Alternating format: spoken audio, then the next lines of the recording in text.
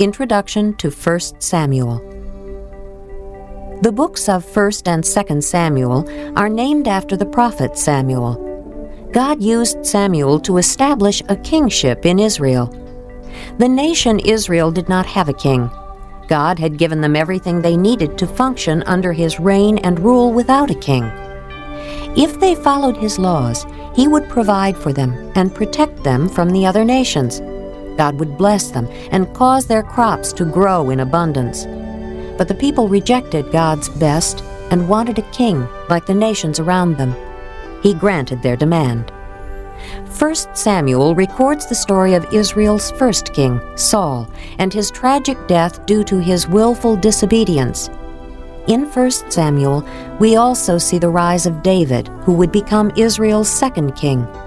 The history of 1 Samuel began to be written around 930 B.C. As you listen, compare the character of Saul and David, noting that the success of each leader depended on his devotion to God, not on his position or personal giftedness. 1 Samuel, chapter 1. There was a certain man from Ramathaim, a Zuphite from the hill country of Ephraim, whose name was Elkanah, son of Jeroham, the son of Elihu, the son of Tohu, the son of Zuph, an Ephraimite. He had 2 wives. One was called Hannah, and the other Peninnah. Peninnah had children, but Hannah had none. Year after year this man went up from his town to worship and sacrifice to the Lord Almighty at Shiloh, where Hophni and Phinehas, the 2 sons of Eli, were priests of the Lord. Whenever the day came for Elkanah to sacrifice, he would give portions of the meat to his wife Peninnah, and to all her sons and daughters.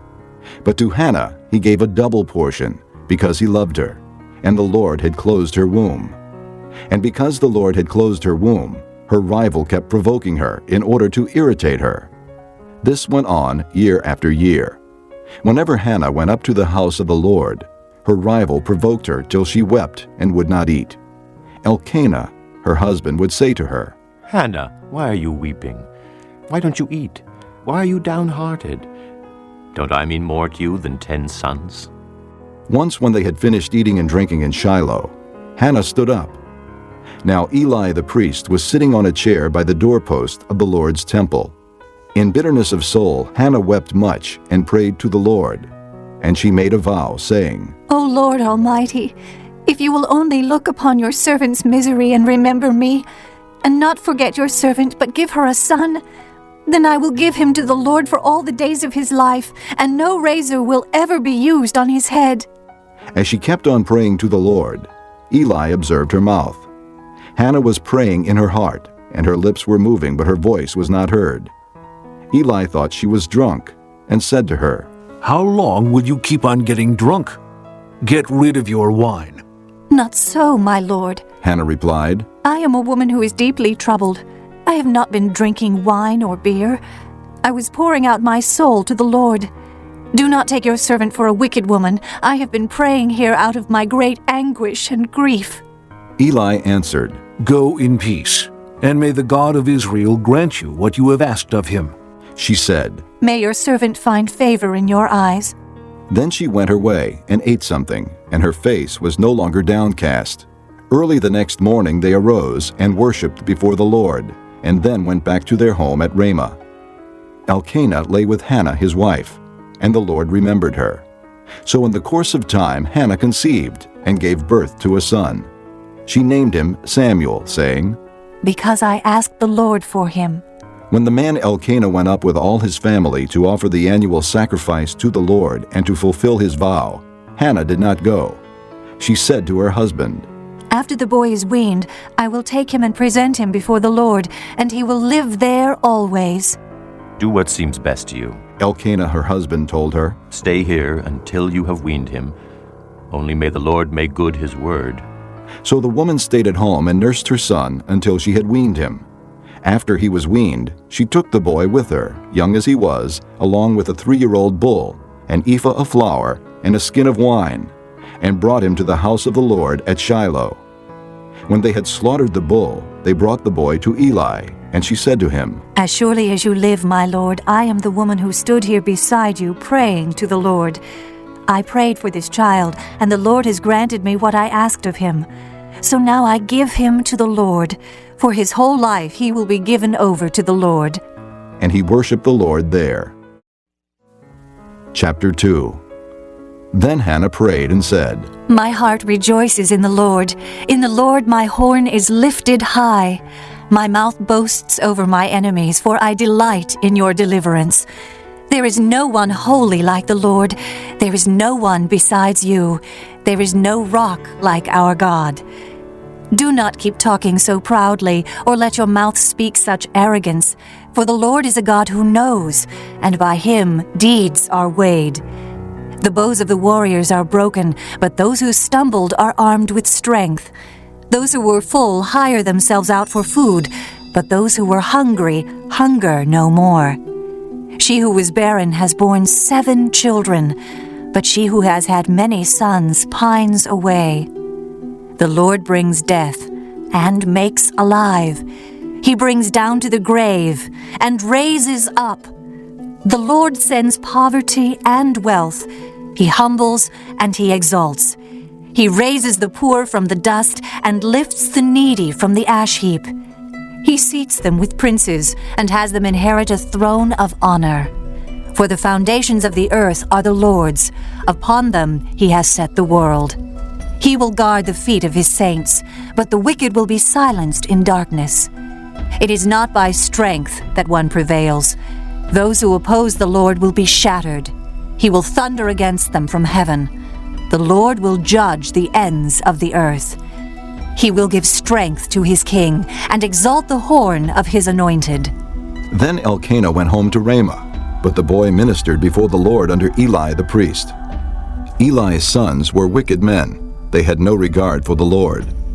Now it was the practice of the priests with the people that whenever anyone offered a sacrifice, and while the meat was being boiled, the servant of the priest would come with a 3-pronged fork in his hand. He would plunge it into the pan or kettle or cauldron or pot, and the priest would take for himself whatever the fork brought up.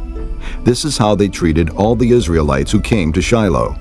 But even before the fat was burned, the servant of the priest would come and say to the man who was sacrificing, Give the priest some meat to roast. He won't accept boiled meat from you, but only raw. If the man said to him, Let the fat be burned up first, and then take whatever you want. the servant would then answer, No, hand it over now. If you don't, I'll take it by force. This sin of the young men was very great in the Lord's sight, for they were treating the Lord's offering with contempt. But Samuel was ministering before the Lord, a boy wearing a linen ephod. Each year his mother made him a little robe and took it to him when she went up with her husband to offer the annual sacrifice. Eli would bless Elkanah and his wife, saying, May the Lord give you children by this woman to take the place of the one she prayed for and gave to the Lord. Then they would go home, and the Lord was gracious to Hannah. She conceived and gave birth to 3 sons and 2 daughters. Meanwhile, the boy Samuel grew up in the presence of the Lord. Now Eli, who was very old, heard about everything his sons were doing to all Israel, and how they slept with the women who served at the entrance to the tent of meeting. So he said to them, Why do you do such things? I hear from all the people about these wicked deeds of yours. No, my sons, it is not a good report that I hear spreading among the Lord's people. If a man sins against another man, God may mediate for him. But if a man sins against the Lord, who will intercede for him? His sons, however, did not listen to their father's rebuke, for it was the Lord's will to put them to death. And the boy Samuel continued to grow in stature and in favor with the Lord and with men. Now a man of God came to Eli and said to him, This is what the Lord says. Did I not clearly reveal myself to your father's house when they were in Egypt under Pharaoh? I chose your father out of all the tribes of Israel to be my priest, to go up to my altar, to burn incense, and to wear an ephod in my presence. I also gave your father's house all the offerings made with fire by the Israelites. Why do you scorn my sacrifice and offering that I prescribed for my dwelling? Why do you honor your sons more than me by fattening yourselves on the choice parts of every offering made by my people Israel? Therefore the Lord, the God of Israel, declares, I promised that your house and your father's house would minister before me forever. But now the Lord declares, Far be it from me, those who honor me I will honor, but those who despise me will be disdained. The time is coming when I will cut short your strength and the strength of your father's house, so that there will not be an old man in your family line, and you will see distress in my dwelling. Although good will be done to Israel, in your family line there will never be an old man. Every one of you that I do not cut off from my altar will be spared only to blind your eyes with tears and to grieve your heart, and all your descendants will die in the prime of life. And what happens to your 2 sons, Hophni and Phinehas, will be a sign to you. They will both die on the same day. I will raise up for myself a faithful priest, who will do according to what is in my heart and mind. I will firmly establish his house, and he will minister before my anointed one always. Then everyone left in your family line will come and bow down before him for a piece of silver and a crust of bread, and plead, Appoint me to some priestly office so I can have food to eat. Chapter 3. The boy Samuel ministered before the Lord under Eli. In those days the word of the Lord was rare. There were not many visions. One night Eli, whose eyes were becoming so weak that he could barely see, was lying down in his usual place.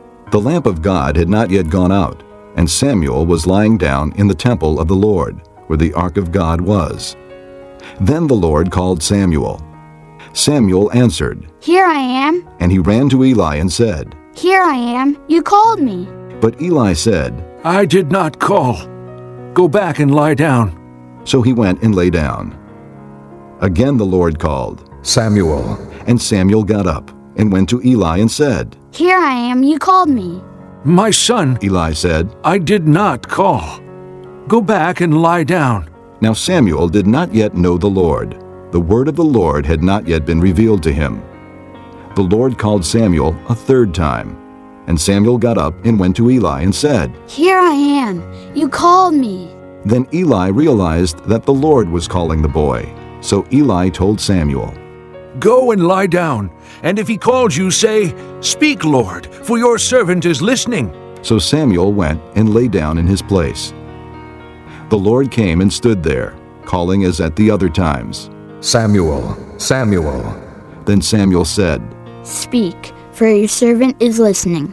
And the Lord said to Samuel, See, I am about to do something in Israel that will make the ears of everyone who hears of it tingle. At that time, I will carry out against Eli everything I spoke against his family from beginning to end. For I told him that I would judge his family forever because of the sin he knew about. His sons made themselves contemptible, and he failed to restrain them. Therefore, I swore to the house of Eli, the guilt of Eli's house will never be atoned for by sacrifice or offering. Samuel lay down until morning, and then opened the doors of the house of the Lord. He was afraid to tell Eli the vision, but Eli called him and said, Samuel, my son. Samuel answered, Here I am. What was it he said to you? Eli asked. Do not hide it from me. May God deal with you, be it ever so severely, if you hide from me anything he told you. So Samuel told him everything, hiding nothing from him. Then Eli said, He is the Lord. Let him do what is good in his eyes. The Lord was with Samuel as he grew up, and he let none of his words fall to the ground. And all Israel from Dan to Beersheba recognized that Samuel was attested as a prophet of the Lord. The Lord continued to appear at Shiloh, and there he revealed himself to Samuel through his word. Chapter 4. And Samuel's word came to all Israel. Now the Israelites went out to fight against the Philistines. The Israelites camped at Ebenezer, and the Philistines at Aphek. The Philistines deployed their forces to meet Israel, and as the battle spread, Israel was defeated by the Philistines, who killed about 4,000 of them on the battlefield. When the soldiers returned to camp, the elders of Israel asked, Why did the Lord bring defeat upon us today before the Philistines? Let us bring the ark of the Lord's covenant from Shiloh, so that it may go with us and save us from the hand of our enemies. So the people sent men to Shiloh, and they brought back the ark of the covenant of the Lord Almighty, who is enthroned between the cherubim. And Eli's 2 sons, Hophni and Phinehas, were there with the ark of the covenant of God. When the ark of the Lord's covenant came into the camp, all Israel raised such a great shout that the ground shook. Hearing the uproar, the Philistines asked, What's all this shouting in the Hebrew camp? When they learned that the ark of the Lord had come into the camp, the Philistines were afraid. A god has come into the camp, they said. We're in trouble. Nothing like this has happened before. Woe to us! Who will deliver us from the hand of these mighty gods? They are the gods who struck the Egyptians with all kinds of plagues in the desert. Be strong, Philistines. Be men, or you will be subject to the Hebrews as they have been to you. Be men and fight! So the Philistines fought, and the Israelites were defeated, and every man fled to his tent. The slaughter was very great. Israel lost 30,000 foot soldiers. The ark of God was captured, and Eli's 2 sons, Hophni and Phinehas, died. That same day, a Benjamite ran from the battle line and went to Shiloh, his clothes torn and dust on his head. When he arrived, there was Eli sitting on his chair by the side of the road, watching, because his heart feared for the ark of God. When the man entered the town and told what had happened, the whole town sent up a cry. Eli heard the outcry and asked, What is the meaning of this uproar? The man hurried over to Eli, who was 98 years old and whose eyes were set so that he could not see. He told Eli, I've just come from the battle line. I fled from it this very day. Eli asked, What happened, my son? The man who brought the news replied, Israel fled before the Philistines, and the army has suffered heavy losses. Also, your 2 sons, Hophni and Phinehas, are dead, and the ark of God has been captured. When he mentioned the ark of God, Eli fell backward off his chair by the side of the gate. His neck was broken, and he died, for he was an old man and heavy. He had led Israel 40 years. His daughter-in-law, the wife of Phinehas, was pregnant and near the time of delivery. When she heard the news that the ark of God had been captured, and that her father-in-law and her husband were dead, she went into labor and gave birth, but was overcome by her labor pains. As she was dying, the women attending her said, Don't despair. You have given birth to a son. But she did not respond or pay any attention. She named the boy Ichabod, saying, The glory has departed from Israel. Because of the capture of the ark of God and the deaths of her father-in-law and her husband. She said, The glory has departed from Israel, for the ark of God has been captured. Chapter 5. After the Philistines had captured the ark of God, they took it from Ebenezer to Ashdod. Then they carried the ark into Dagon's temple and set it beside Dagon. When the people of Ashdod rose early the next day, there was Dagon, fallen on his face on the ground before the ark of the Lord. They took Dagon and put him back in his place. But the following morning when they rose, there was Dagon, fallen on his face on the ground before the ark of the Lord. His head and hands had been broken off and were lying on the threshold. Only his body remained. That is why to this day neither the priest of Dagon nor any others who enter Dagon's temple at Ashdod step on the threshold. The Lord's hand was heavy upon the people of Ashdod and its vicinity. He brought devastation upon them and afflicted them with tumors. When the men of Ashdod saw what was happening, they said, The ark of the God of Israel must not stay here with us, because his hand is heavy upon us, and upon Dagon our God. So they called together all the rulers of the Philistines and asked them, What shall we do with the ark of the God of Israel? They answered, Have the ark of the God of Israel moved to Gath. So they moved the ark of the God of Israel. But after they had moved it, the Lord's hand was against that city, throwing it into a great panic. He afflicted the people of the city, both young and old, with an outbreak of tumors. So they sent the ark of God to Ekron. As the ark of God was entering Ekron, the people of Ekron cried out, They have brought the ark of the God of Israel around to us to kill us and our people. So they called together all the rulers of the Philistines and said, Send the ark of the God of Israel away. Let it go back to its own place, or it will kill us and our people. For death had filled the city with panic. God's hand was very heavy upon it.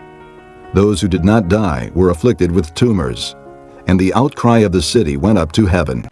Chapter 6. When the ark of the Lord had been in Philistine territory 7 months, the Philistines called for the priests and the diviners and said, "What shall we do with the ark of the Lord? Tell us how we should send it back to its place." They answered, "If you return the ark of the God of Israel, do not send it away empty, but by all means send a guilt offering to him. Then you will be healed, and you will know why his hand has not been lifted from you." The Philistines asked, "What guilt offering should we send to him?" They replied, 5 gold tumors and 5 gold rats, according to the number of the Philistine rulers, because the same plague has struck both you and your rulers. Make models of the tumors and of the rats that are destroying the country, and pay honor to Israel's God. Perhaps he will lift his hand from you and your gods and your land. Why do you harden your hearts as the Egyptians and Pharaoh did? When he treated them harshly, did they not send the Israelites out so they could go on their way? Now then, get a new cart ready, with 2 cows that have calved and have never been yoked. Hitch the cows to the cart, but take their calves away and pen them up. Take the ark of the Lord and put it on the cart, and in a chest beside it put the gold objects you are sending back to him as a guilt offering. Send it on its way, but keep watching it. If it goes up to its own territory toward Beth Shemesh, then the Lord has brought this great disaster on us. But if it does not, then we will know that it was not his hand that struck us, and that it happened to us by chance." So they did this. They took 2 such cows and hitched them to the cart, and penned up their calves. They placed the ark of the Lord on the cart, and along with it the chests containing the gold rats and the models of the tumors. Then the cows went straight up toward Beth Shemesh, keeping on the road and lowing all the way. They did not turn to the right or to the left. The rulers of the Philistines followed them as far as the border of Beth Shemesh. Now the people of Beth Shemesh were harvesting their wheat in the valley, and when they looked up and saw the ark, they rejoiced at the sight. The cart came to the field of Joshua of Beth Shemesh, and there it stopped beside a large rock. The people chopped up the wood of the cart and sacrificed the cows as a burnt offering to the Lord. The Levites took down the ark of the Lord, together with the chest containing the gold objects, and placed them on the large rock. On that day the people of Beth Shemesh offered burnt offerings and made sacrifices to the Lord. The 5 rulers of the Philistines saw all this, and then returned that same day to Ekron. These are the gold tumors the Philistines sent as a guilt offering to the Lord, 1 each for Ashdod, Gaza, Ashkelon, Gath, and Ekron. And the number of the gold rats was according to the number of Philistine towns belonging to the 5 rulers, the fortified towns with their country villages. The large rock on which they set the ark of the Lord is a witness to this day in the field of Joshua of Beth Shemesh. But God struck down some of the men of Beth Shemesh, putting 70 of them to death, because they had looked into the ark of the Lord. The people mourned because of the heavy blow the Lord had dealt them. And the men of Beth Shemesh asked, "Who can stand in the presence of the Lord, this holy God? To whom will the ark go up from here?" Then they sent messengers to the people of Kiriath Jearim, saying, "The Philistines have returned the ark of the Lord. Come down and take it up to your place." Chapter 7. So the men of Kiriath Jearim came and took up the ark of the Lord.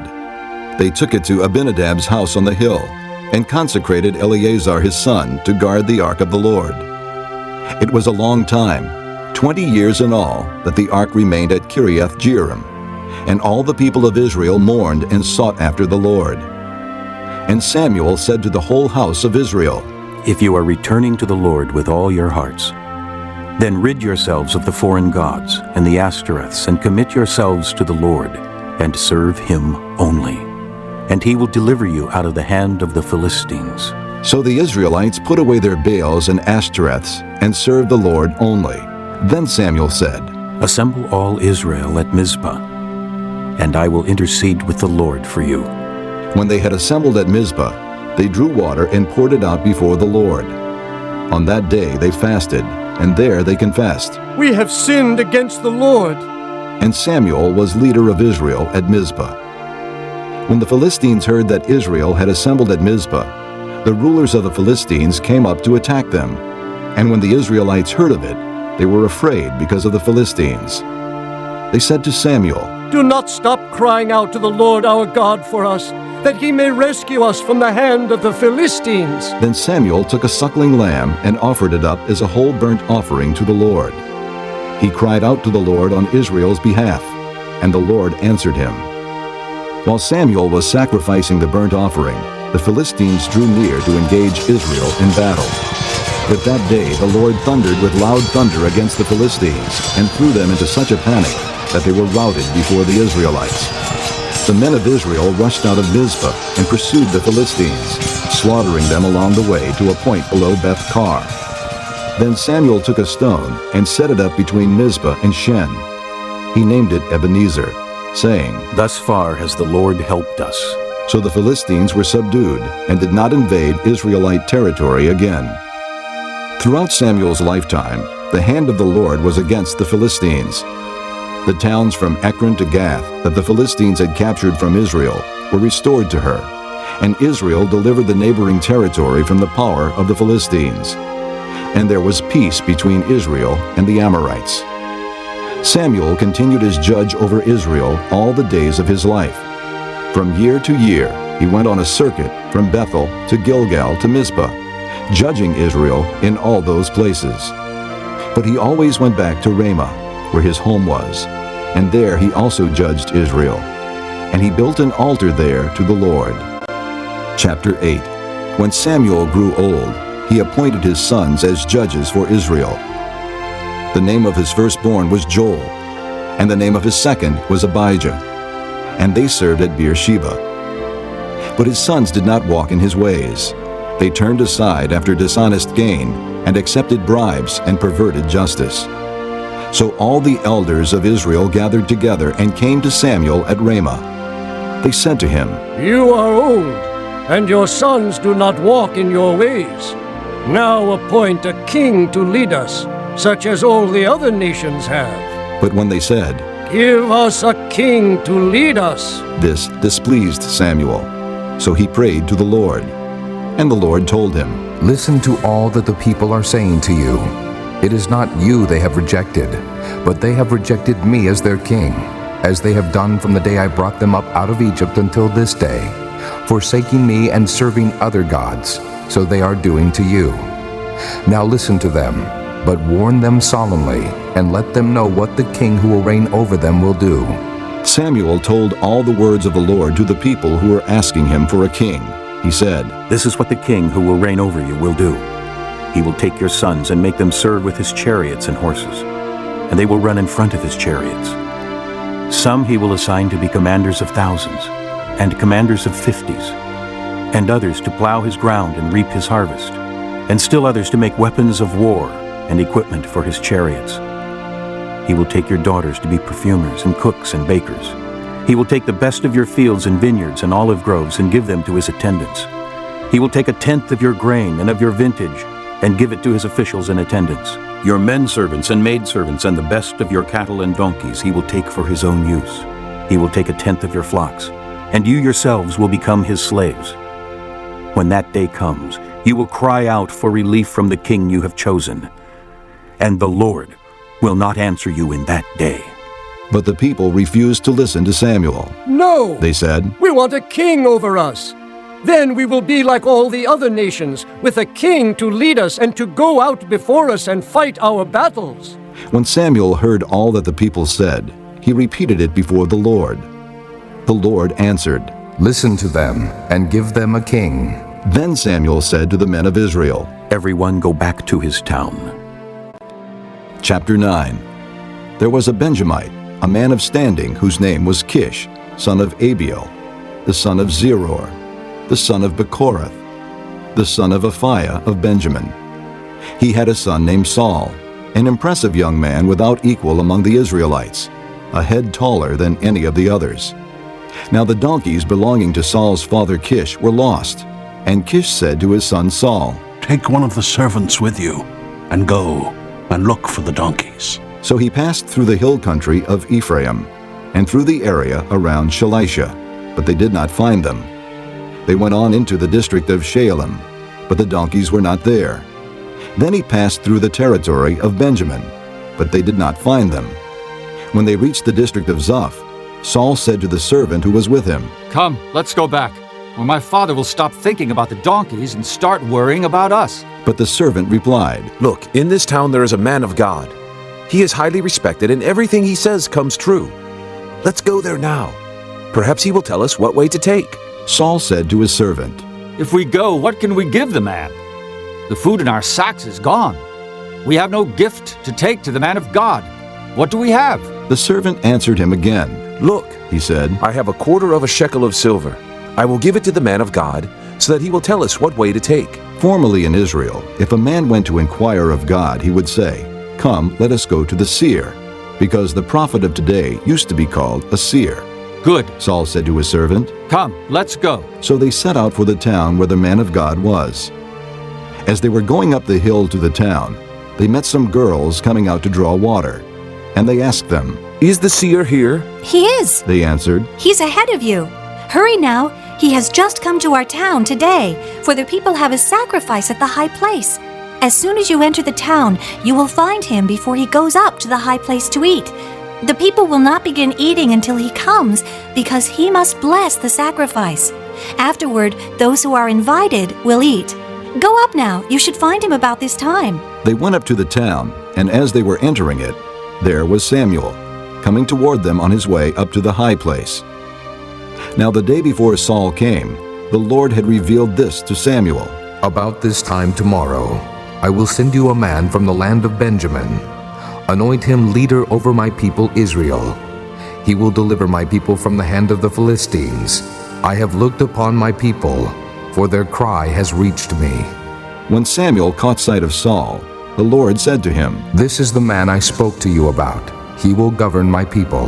Saul approached Samuel in the gateway and asked, "Would you please tell me where the seer's house is?" "I am the seer," Samuel replied. "Go up ahead of me to the high place, for today you are to eat with me, and in the morning I will let you go and will tell you all that is in your heart.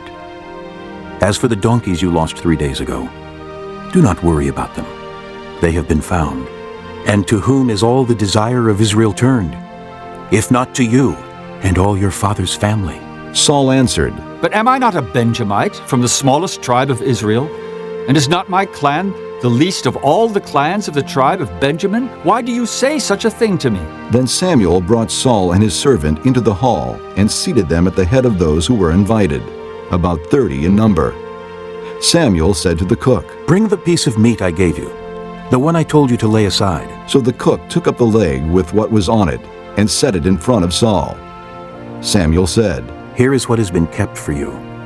Eat, because it was set aside for you for this occasion, from the time I said, 'I have invited guests.'" And Saul dined with Samuel that day. After they came down from the high place to the town, Samuel talked with Saul on the roof of his house.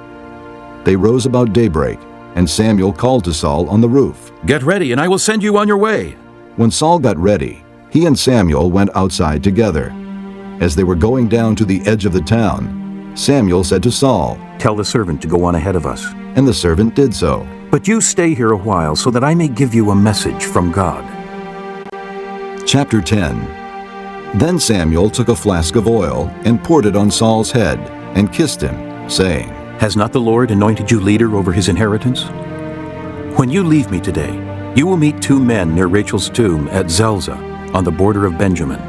They will say to you, 'The donkeys you set out to look for have been found, and now your father has stopped thinking about them and is worried about you. He is asking, "What shall I do about my son?"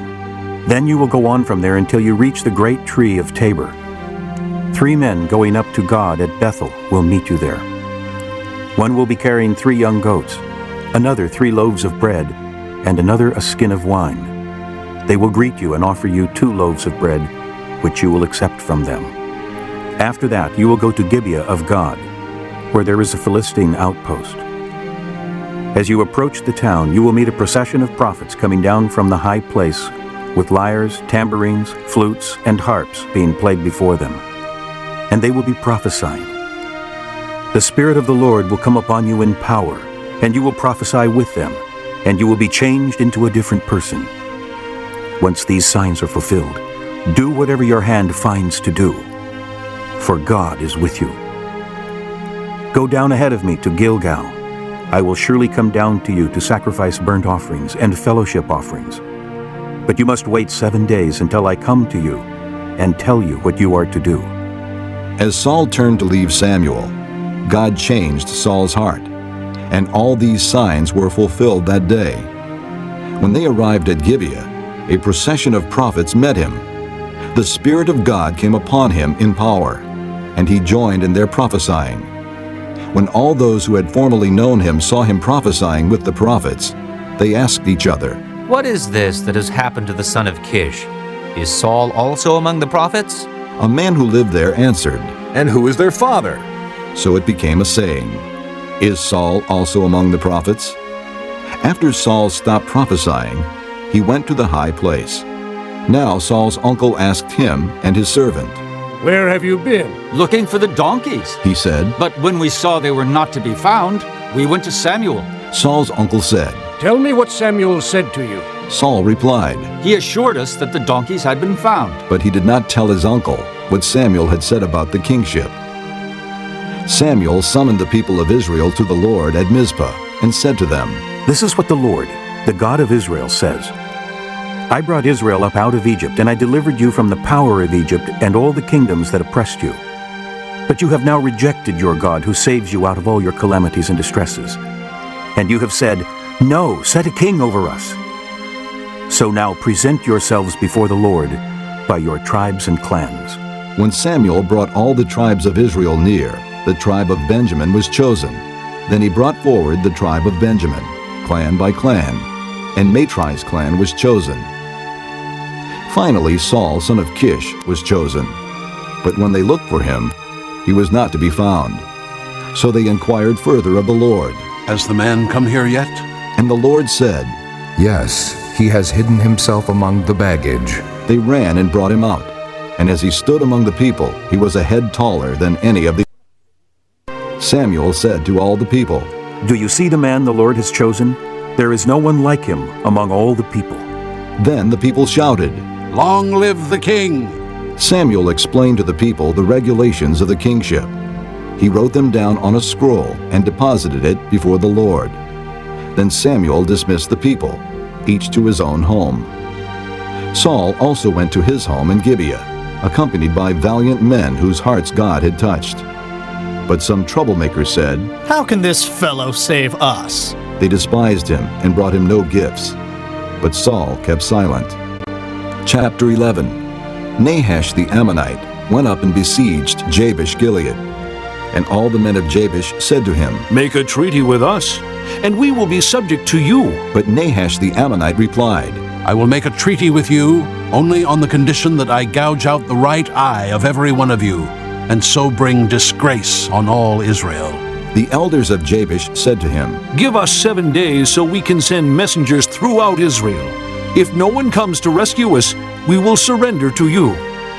When the messengers came to Gibeah of Saul and reported these terms to the people, they all wept aloud. Just then Saul was returning from the fields behind his oxen, and he asked, "What is wrong with the people? Why are they weeping?" Then they repeated to him what the men of Jabesh had said. When Saul heard their words, the Spirit of God came upon him in power, and he burned with anger.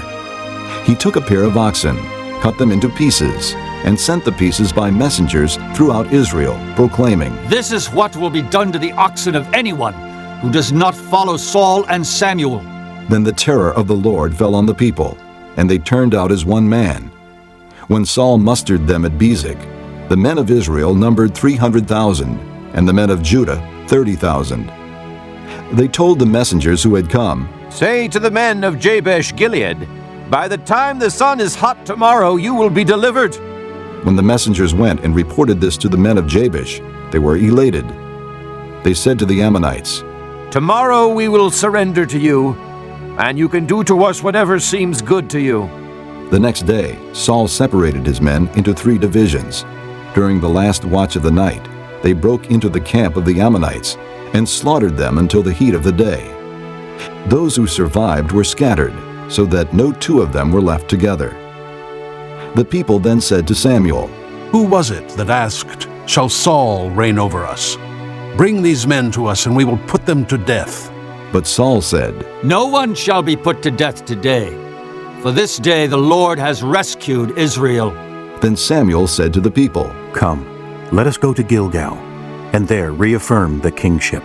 So all the people went to Gilgal and confirmed Saul as king in the presence of the Lord. There they sacrificed fellowship offerings before the Lord, and Saul and all the Israelites held a great celebration. Chapter 12. Samuel said to all Israel, I have listened to everything you said to me, and have set a king over you. Now you have a king as your leader. As for me, I am old and gray, and my sons are here with you. I have been your leader from my youth until this day. Here I stand. Testify against me in the presence of the Lord and his anointed. Whose ox have I taken? Whose donkey have I taken? Whom have I cheated? Whom have I oppressed? From whose hand have I accepted a bribe to make me shut my eyes? If I have done any of these, I will make it right. You have not cheated or oppressed us, they replied. You have not taken anything from anyone's hand. Samuel said to them, The Lord is witness against you, and also his anointed is witness this day, that you have not found anything in my hand. He is witness, they said. Then Samuel said to the people, It is the Lord who appointed Moses and Aaron, and brought your forefathers up out of Egypt. Now then, stand here, because I am going to confront you with evidence before the Lord as to all the righteous acts performed by the Lord for you and your fathers. After Jacob entered Egypt, they cried to the Lord for help, and the Lord sent Moses and Aaron, who brought your forefathers out of Egypt and settled them in this place. But they forgot the Lord their God. So he sold them into the hand of Sisera, the commander of the army of Hazor, and into the hands of the Philistines, and the king of Moab, who fought against them. They cried out to the Lord and said, We have sinned. We have forsaken the Lord and served the Baals and the Ashtoreths. But now, deliver us from the hands of our enemies, and we will serve you. Then the Lord sent Jerubbaal, Barak, Jephthah, and Samuel, and he delivered you from the hands of your enemies on every side, so that you lived securely. But when you saw that Nahash, king of the Ammonites, was moving against you, you said to me, No, we want a king to rule over us, even though the Lord your God was your king. Now here is the king you have chosen, the one you asked for. See, the Lord has set a king over you. If you fear the Lord and serve and obey him, and do not rebel against his commands, and if both you and the king who reigns over you follow the Lord your God, good. But if you do not obey the Lord, and if you rebel against his commands, his hand will be against you, as it was against your fathers. Now then, stand still and see this great thing the Lord is about to do before your eyes. Is it not wheat harvest now? I will call upon the Lord to send thunder and rain, and you will realize what an evil thing you did in the eyes of the Lord when you asked for a king. Then Samuel called upon the Lord, and that same day the Lord sent thunder and rain. So all the people stood in awe of the Lord and of Samuel. The people all said to Samuel, Pray to the Lord your God for your servants, so that we will not die. For we have added to all our other sins the evil of asking for a king. Do not be afraid, Samuel replied. You have done all this evil, yet do not turn away from the Lord, but serve the Lord with all your heart. Do not turn away after useless idols. They can do you no good, nor can they rescue you, because they are useless. For the sake of his great name, the Lord will not reject his people, because the Lord was pleased to make you his own.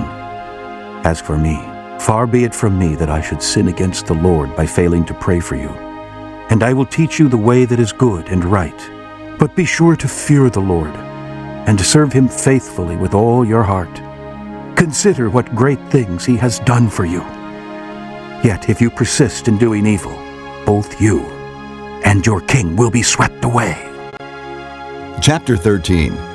Saul was 30 years old when he became king, and he reigned over Israel 42 years. Saul chose 3,000 men from Israel, 2,000 were with him at Michmash and in the hill country of Bethel, and 1,000 were with Jonathan at Gibeah in Benjamin.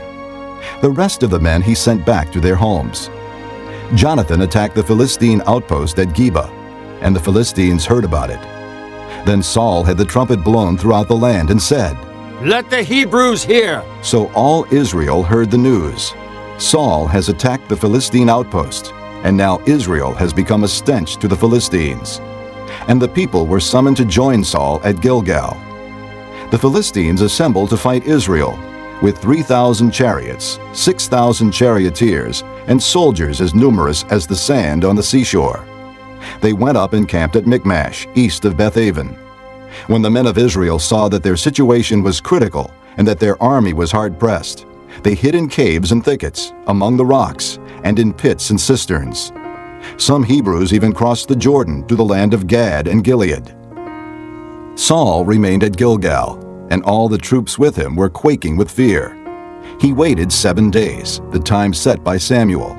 But Samuel did not come to Gilgal, and Saul's men began to scatter. So he said, "Bring me the burnt offering and the fellowship offerings." And Saul offered up the burnt offering. Just as he finished making the offering, Samuel arrived, and Saul went out to greet him. "What have you done?" asked Samuel.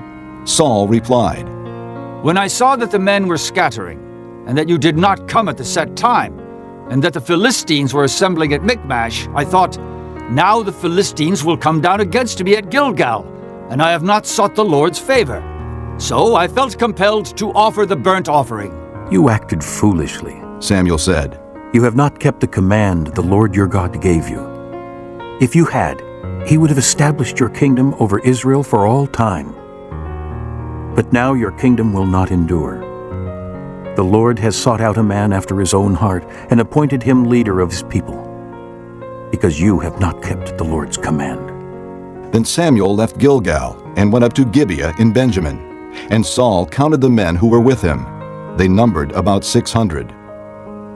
Saul and his son Jonathan and the men with them were staying in Gibeah in Benjamin, while the Philistines camped at Michmash. Raiding parties went out from the Philistine camp in 3 detachments. One turned toward Ophrah in the vicinity of Shul, another toward Beth-horon, and the third toward the borderland overlooking the valley of Zeboim, facing the desert. Not a blacksmith could be found in the whole land of Israel, because the Philistines had said, "Otherwise the Hebrews will make swords or spears." So all Israel went down to the Philistines to have their plowshares, mattocks, axes, and sickles sharpened. The price was 2/3 of a shekel for sharpening plowshares and mattocks, and 1/3 of a shekel for sharpening forks and axes and for repointing goads. So on the day of the battle, not a soldier with Saul and Jonathan had a sword or spear in his hand. Only Saul and his son Jonathan had them. Now a detachment of Philistines had gone out to the pass at Michmash. Chapter 14. One day, Jonathan, son of Saul, said to the young man bearing his armor, "Come, let's go over to the Philistine outpost on the other side." But he did not tell his father. Saul was staying on the outskirts of Gibeah under a pomegranate tree in Migron. With him were about 600 men, among whom was Ahijah, who was wearing an ephod. He was a son of Ichabod's brother Ahitub, son of Phinehas, the son of Eli, the Lord's priest in Shiloh. No one was aware that Jonathan had left. On each side of the pass that Jonathan intended to cross to reach the Philistine outpost was a cliff. One was called Bozez, and the other Sina. One cliff stood to the north toward Michmash, the other to the south toward Geba. Jonathan said to his young armor-bearer, "Come, let's go over to the outpost of those uncircumcised fellows. Perhaps the Lord will act in our behalf. Nothing can hinder the Lord from saving, whether by many or by few." "Do all that you have in mind," his armor-bearer said. "Go ahead. I am with you, heart and soul." Jonathan said, "Come then. We will cross over toward the men and let them see us. If they say to us, 'Wait there until we come to you,' we will stay where we are and not go up to them. But if they say, 'Come up to us,' we will climb up, because that will be our sign that the Lord has given them into our hands." So both of them showed themselves to the Philistine outpost. "Look," said the Philistines, "the Hebrews are crawling out of the holes they were hiding in. The men of the outpost shouted to Jonathan and his armor-bearer. "Come up to us, and we'll teach you a lesson." So Jonathan said to his armor-bearer, "Climb up after me. The Lord has given them into the hand of Israel." Jonathan climbed up, using his hands and feet, with his armor-bearer right behind him. The Philistines fell before Jonathan, and his armor-bearer followed and killed behind him. In that first attack, Jonathan and his armor-bearer killed some 20 men in an area of about half an acre. Then panic struck the whole army, those in the camp and field, and those in the outposts and raiding parties, and the ground shook. It was a panic sent by God. Saul's lookouts at Gibeah in Benjamin saw the army melting away in all directions.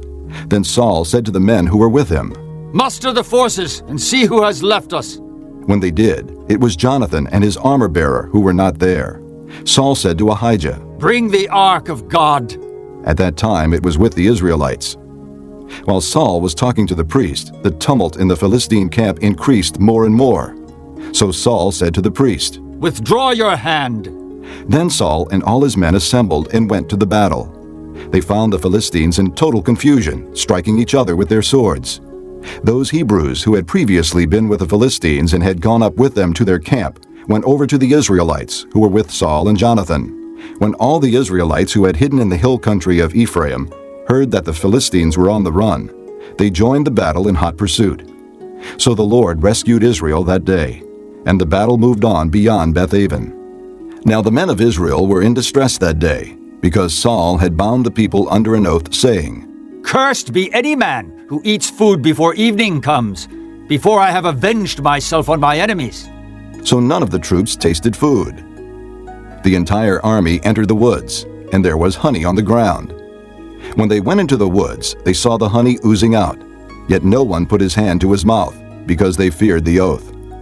But Jonathan had not heard that his father had bound the people with the oath. So he reached out the end of the staff that was in his hand and dipped it into the honeycomb. He raised his hand to his mouth, and his eyes brightened. Then one of the soldiers told him, "Your father bound the army under a strict oath, saying, 'Cursed be any man who eats food today.'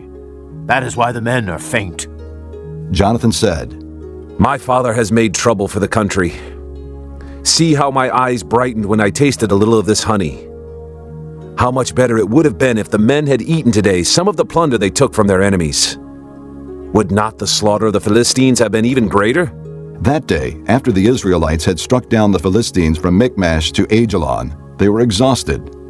They pounced on the plunder, and taking sheep, cattle, and calves, they butchered them on the ground and ate them, together with the blood. Then someone said to Saul, "Look, the men are sinning against the Lord by eating meat that has blood in it." "You have broken faith," he said. "Roll a large stone over here at once." Then he said, "Go out among the men and tell them, 'Each of you bring me your cattle and sheep, and slaughter them here and eat them. Do not sin against the Lord by eating meat with blood still in it.'" So everyone brought his ox that night and slaughtered it there. Then Saul built an altar to the Lord. It was the first time he had done this.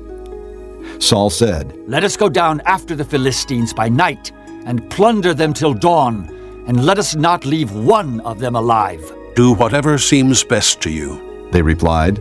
But the priest said, "Let us inquire of God here." So Saul asked God, "Shall I go down after the Philistines? Will you give them into Israel's hand?" But God did not answer him that day. Saul therefore said, "Come here, all you who are leaders of the army, and let us find out what sin has been committed today. As surely as the Lord who rescues Israel lives, even if it lies with my son Jonathan, he must die." But not one of the men said a word. Saul then said to all the Israelites, "You stand over there. I and Jonathan my son will stand over here." "Do what seems best to you," the men replied. Then Saul prayed to the Lord, the God of Israel, "Give me the right answer." And Jonathan and Saul were taken by lot, and the men were cleared. Saul said, "Cast the lot between me and Jonathan my son." And Jonathan was taken. Then Saul said to Jonathan, "Tell me what you have done." So Jonathan told him, "I merely tasted a little honey with the end of my staff, and now must I die?" Saul said, "May God deal with me, be it ever so severely, if you do not die, Jonathan." But the men said to Saul, Should Jonathan die, he who has brought about this great deliverance in Israel? Never. As surely as the Lord lives, not a hair of his head will fall to the ground, for he did this today with God's help. So the men rescued Jonathan, and he was not put to death. Then Saul stopped pursuing the Philistines, and they withdrew to their own land. After Saul had assumed rule over Israel, he fought against their enemies on every side: Moab, the Ammonites, Edom, the kings of Zobah, and the Philistines. Wherever he turned, he inflicted punishment on them. He fought valiantly and defeated the Amalekites, delivering Israel from the hands of those who had plundered them. Saul's sons were Jonathan, Ishvi, and Malchishua. The name of his older daughter was Merab, and that of the younger was Michal. His wife's name was Ahinoam, daughter of Ahimaaz. The name of the commander of Saul's army was Abner, son of Ner, and Ner was Saul's uncle. Saul's father Kish and Abner's father Ner were sons of Abiel. All the days of Saul there was bitter war with the Philistines, and whenever Saul saw a mighty or brave man, he took him into his service. Chapter 15. Samuel said to Saul, I am the one the Lord sent to anoint you king over his people Israel. So listen now to the message from the Lord. This is what the Lord Almighty says. I will punish the Amalekites for what they did to Israel when they waylaid them as they came up from Egypt. Now go, attack the Amalekites and totally destroy everything that belongs to them. Do not spare them. Put to death men and women, children and infants, cattle and sheep, camels and donkeys. So Saul summoned the men and mustered them at Telaim, 200,000 foot soldiers and 10,000 men from Judah. Saul went to the city of Amalek and set an ambush in the ravine. Then he said to the Kenites, Go away, leave the Amalekites, so that I do not destroy you along with them. For you showed kindness to all the Israelites when they came up out of Egypt. So the Kenites moved away from the Amalekites. Then Saul attacked the Amalekites all the way from Havilah to Shur, to the east of Egypt. He took Agag, king of the Amalekites, alive, and all his people he totally destroyed with the sword. But Saul and the army spared Agag and the best of the sheep and cattle, the fat calves and lambs, everything that was good. These they were unwilling to destroy completely, but everything that was despised and weak they totally destroyed. Then the word of the Lord came to Samuel. I am grieved that I have made Saul king, because he has turned away from me and has not carried out my instructions. Samuel was troubled, and he cried out to the Lord all that night. Early in the morning Samuel got up and went to meet Saul, but he was told, Saul has gone to Carmel. There he has set up a monument in his own honor, and has turned and gone on down to Gilgal. When Samuel reached him, Saul said, The Lord bless you. I have carried out the Lord's instructions. But Samuel said, What then is this bleating of sheep in my ears? What is this lowing of cattle that I hear? Saul answered, The soldiers brought them from the Amalekites. They spared the best of the sheep and cattle to sacrifice to the Lord your God, but we totally destroyed the rest. Stop, Samuel said to Saul. Let me tell you what the Lord said to me last night. Tell me, Saul replied. Samuel said, Although you were once small in your own eyes, did you not become the head of the tribes of Israel?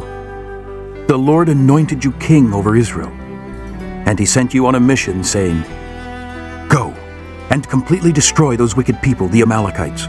Make war on them until you have wiped them out. Why did you not obey the Lord? Why did you pounce on the plunder and do evil in the eyes of the Lord? But I did obey the Lord, Saul said. I went on the mission the Lord assigned me. I completely destroyed the Amalekites and brought back Agag, their king. The soldiers took sheep and cattle from the plunder, the best of what was devoted to God, in order to sacrifice them to the Lord your God at Gilgal. But Samuel replied, Does the Lord delight in burnt offerings and sacrifices as much as in obeying the voice of the Lord? To obey is better than sacrifice, and to heed is better than the fat of rams. For rebellion is like the sin of divination, and arrogance like the evil of idolatry.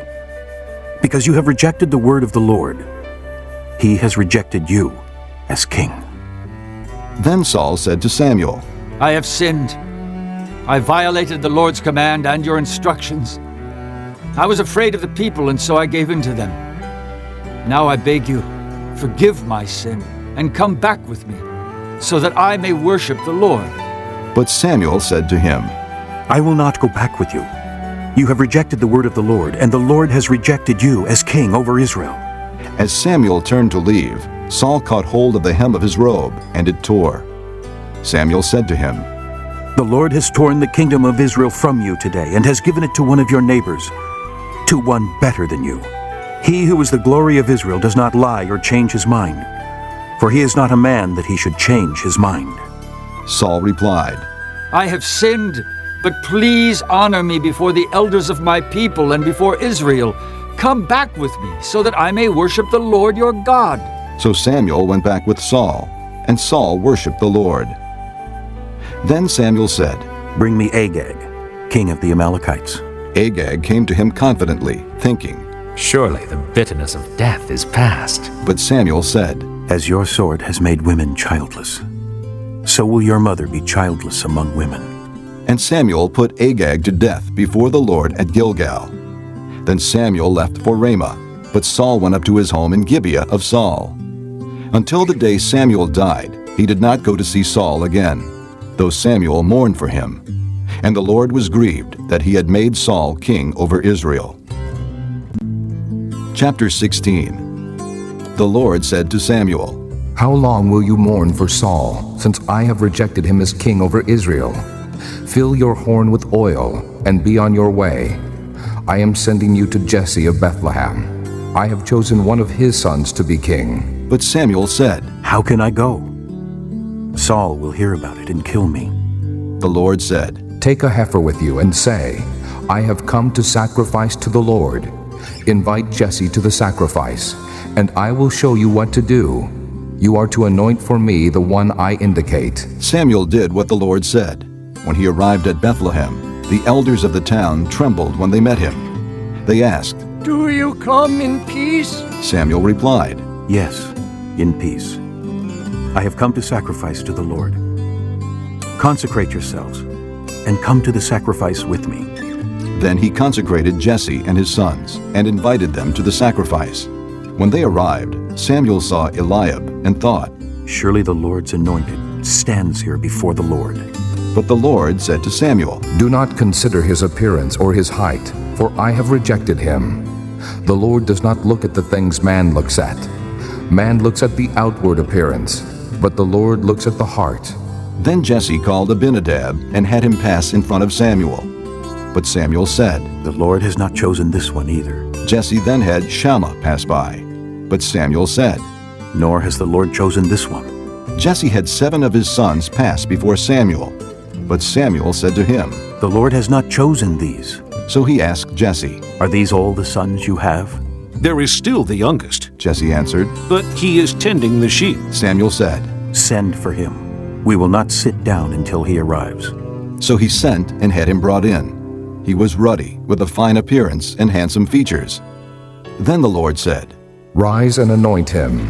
He is the one. So Samuel took the horn of oil and anointed him in the presence of his brothers. And from that day on, the Spirit of the Lord came upon David in power. Samuel then went to Ramah. Now the Spirit of the Lord had departed from Saul, and an evil spirit from the Lord tormented him. Saul's attendants said to him, See, an evil spirit from God is tormenting you. Let our Lord command his servants here to search for someone who can play the harp. He will play when the evil spirit from God comes upon you, and you will feel better. So Saul said to his attendants, Find someone who plays well and bring him to me. One of the servants answered, I have seen a son of Jesse of Bethlehem who knows how to play the harp. He is a brave man and a warrior. He speaks well and is a fine-looking man, and the Lord is with him.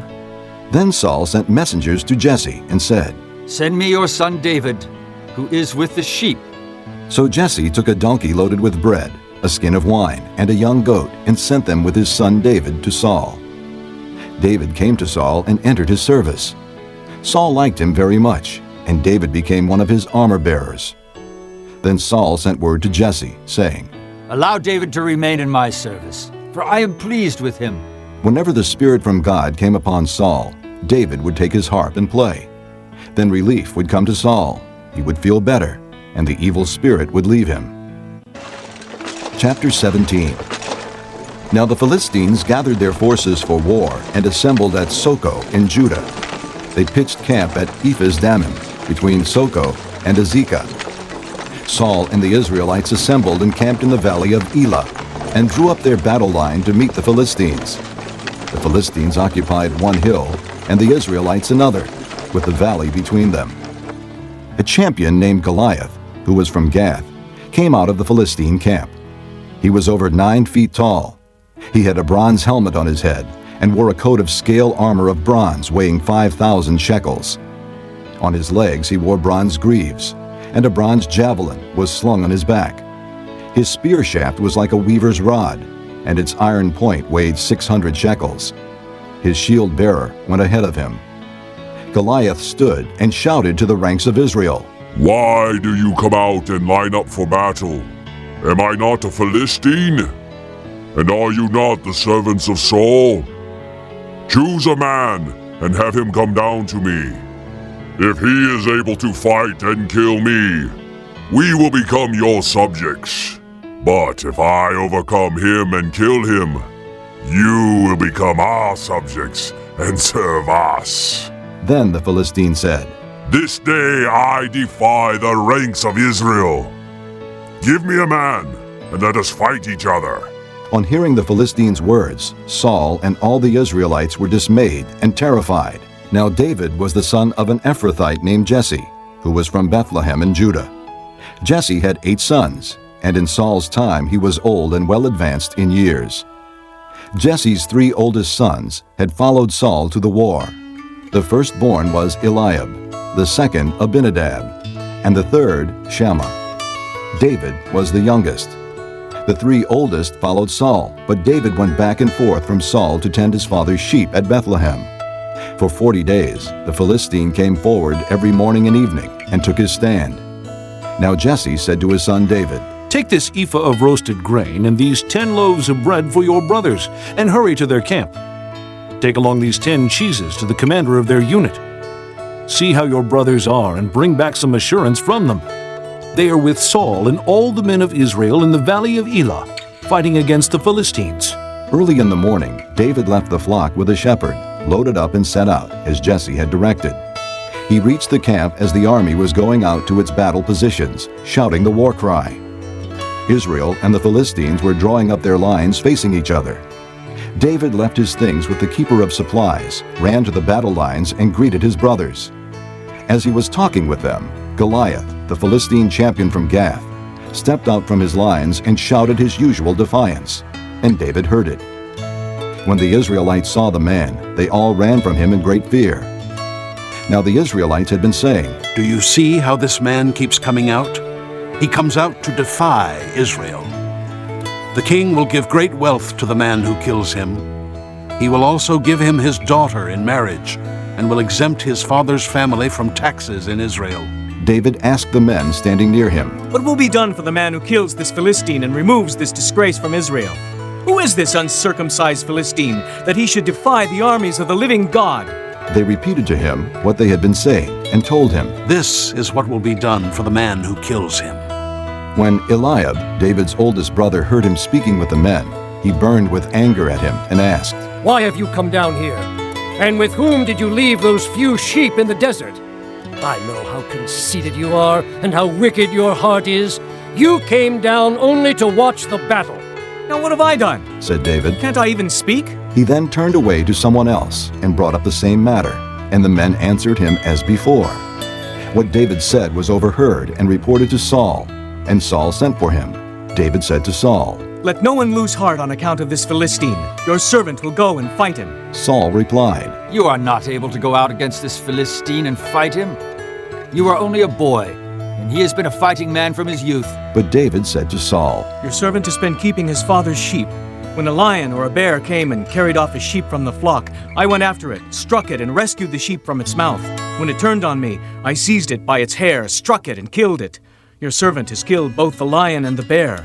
This uncircumcised Philistine will be like one of them, because he has defied the armies of the living God. The Lord who delivered me from the paw of the lion and the paw of the bear will deliver me from the hand of this Philistine. Saul said to David, Go, and the Lord be with you. Then Saul dressed David in his own tunic. He put a coat of armor on him and a bronze helmet on his head. David fastened on his sword over the tunic and tried walking around, because he was not used to them. I cannot go in these, he said to Saul, because I am not used to them. So he took them off. Then he took his staff in his hand, chose 5 smooth stones from the stream, put them in the pouch of his shepherd's bag, and with his sling in his hand, approached the Philistine. Meanwhile, the Philistine, with his shield-bearer in front of him, kept coming closer to David. He looked David over and saw that he was only a boy, ruddy and handsome, and he despised him. He said to David, Am I a dog that you come at me with sticks? And the Philistine cursed David by his gods. Come here, and I'll give your flesh to the birds of the air and the beasts of the field. David said to the Philistine, You come against me with sword and spear and javelin, but I come against you in the name of the Lord Almighty, the God of the armies of Israel, whom you have defied. This day the Lord will hand you over to me, and I'll strike you down and cut off your head. Today I will give the carcasses of the Philistine army to the birds of the air and the beasts of the earth, and the whole world will know that there is a God in Israel. All those gathered here will know that it is not by sword or spear that the Lord saves, for the battle is the Lord's, and he will give all of you into our hands. As the Philistine moved closer to attack him, David ran quickly toward the battle line to meet him. Reaching into his bag and taking out a stone, he slung it and struck the Philistine on the forehead. The stone sank into his forehead, and he fell face down on the ground. So David triumphed over the Philistine with a sling and a stone. Without a sword in his hand, he struck down the Philistine and killed him. David ran and stood over him. He took hold of the Philistine's sword and drew it from the scabbard. After he killed him, he cut off his head with the sword. When the Philistines saw that their hero was dead, they turned and ran. Then the men of Israel and Judah surged forward with a shout and pursued the Philistines to the entrance of Gath and to the gates of Ekron. Their dead were strewn along the Shaaraim road to Gath and Ekron. When the Israelites returned from chasing the Philistines, they plundered their camp. David took the Philistine's head and brought it to Jerusalem, and he put the Philistines' weapons in his own tent. As Saul watched David going out to meet the Philistine, he said to Abner, commander of the army, Abner, whose son is that young man? Abner replied, As surely as you live, O king, I don't know. The king said, Find out whose son this young man is. As soon as David returned from killing the Philistine, Abner took him and brought him before Saul, with David still holding the Philistine's head. Whose son are you, young man? Saul asked him. David said, I am the son of your servant Jesse of Bethlehem. Chapter 18. After David had finished talking with Saul, Jonathan became one in spirit with David, and he loved him as himself. From that day Saul kept David with him and did not let him return to his father's house. And Jonathan made a covenant with David because he loved him as himself. Jonathan took off the robe he was wearing and gave it to David, along with his tunic and even his sword, his bow and his belt. Whatever Saul sent him to do, David did it so successfully that Saul gave him a high rank in the army. This pleased all the people, and Saul's officers as well. When the men were returning home after David had killed the Philistine, the women came out from all the towns of Israel to meet King Saul with singing and dancing, with joyful songs, and with tambourines and lutes. As they danced, they sang, Saul has slain his thousands and David his tens of thousands. Saul was very angry. This refrain galled him. They have credited David with tens of thousands, he thought, but me with only thousands.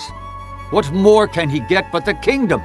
And from that time on, Saul kept a jealous eye on David. The next day, an evil spirit from God came forcefully upon Saul. He was prophesying in his house, while David was playing the harp, as he usually did. Saul had a spear in his hand, and he hurled it, saying to himself, I'll pin David to the wall. But David eluded him twice. Saul was afraid of David, because the Lord was with David but had left Saul. So he sent David away from him and gave him command over 1,000 men, and David led the troops in their campaigns. In everything he did, he had great success, because the Lord was with him. When Saul saw how successful he was afraid of him. But all Israel and Judah loved David, because he led them in their campaigns. Saul said to David, "Here is my older daughter Merab. I will give her to you in marriage. Only serve me bravely and fight the battles of the Lord." For Saul said to himself, "I will not raise a hand against him. Let the Philistines do that." But David said to Saul, "Who am I, and what is my family or my father's clan in Israel, that I should become the king's son-in-law?" So when the time came for Merab, Saul's daughter, to be given to David, she was given in marriage to Adriel of Mahalath. Now Saul's daughter Michal was in love with David, and when they told Saul about it, he was pleased. "I will give her to him," he thought, "so that she may be a snare to him, and so that the hand of the Philistines may be against him." So Saul said to David, "Now you have a second opportunity to become my son-in-law." Then Saul ordered his attendants, "Speak to David privately and say, 'Look, the king is pleased with you, and his attendants all like you. Now become his son-in-law.'" They repeated these words to David, but David said, "Do you think it is a small matter to become the king's son-in-law? I'm only a poor man and little known." When Saul's servants told him what David had said, Saul replied, "Say to David, the king wants no other price for the bride than 100 Philistine foreskins to take revenge on his enemies." Saul's plan was to have David fall by the hands of the Philistines. When the attendants told David these things, he was pleased to become the king's son-in-law. So before the allotted time elapsed, David and his men went out and killed 200 Philistines. He brought their foreskins and presented the full number to the king so that he might become the king's son-in-law. Then Saul gave him his daughter Michal in marriage. When Saul realized that the Lord was with David and that his daughter Michal loved David, Saul became still more afraid of him, and he remained his enemy the rest of his days. The Philistine commanders continued to go out to battle, and as often as they did, David met with more success than the rest of Saul's officers, and his name became well known. Chapter 19. Saul told his son Jonathan and all the attendants to kill David. But Jonathan was very fond of David and warned him, "My father Saul is looking for a chance to kill you. Be on your guard tomorrow morning. Go into hiding and stay there. I will go out and stand with my father in the field where you are. I'll speak to him about you and will tell you what I find out." Jonathan spoke well of David to Saul, his father, and said to him, "Let not the king do wrong to his servant David. He has not wronged you, and what he has done has benefited you greatly. He took his life in his hands when he killed the Philistine. The Lord won a great victory for all Israel, and you saw it and were glad. Why then would you do wrong to an innocent man like David by killing him for no reason?" Saul listened to Jonathan and took this oath, "As surely as the Lord lives, David will not be put to death." So Jonathan called David and told him the whole conversation. He brought him to Saul, and David was with Saul as before. Once more war broke out, and David went out and fought the Philistines. He struck them with such force that they fled before him. But an evil spirit from the Lord came upon Saul as he was sitting in his house with his spear in his hand. While David was playing the harp, Saul tried to pin him to the wall with his spear, but David eluded him as Saul drove the spear into the wall. That night, David made good his escape. Saul sent men to David's house to watch it and to kill him in the morning. But Michal, David's wife, warned him, "If you don't run for your life tonight, tomorrow you'll be killed." So Michal let David down through a window, and he fled and escaped. Then Michal took an idol and laid it on the bed, covering it with a garment and putting some goat's hair at the head. When Saul sent the men to capture David, Michal said, "He is ill." Then Saul sent the men back to see David and told them, "Bring him up to me in his bed, so that I may kill him." But when the men entered, there was the idol in the bed, and at the head was some goat's hair. Saul said to Michal, "Why did you deceive me like this and send my enemy away so that he escaped?" Michal told him, "He said to me, 'Let me get away. Why should I kill you?'" When David had fled and made his escape, he went to Samuel at Ramah and told him all that Saul had done to him.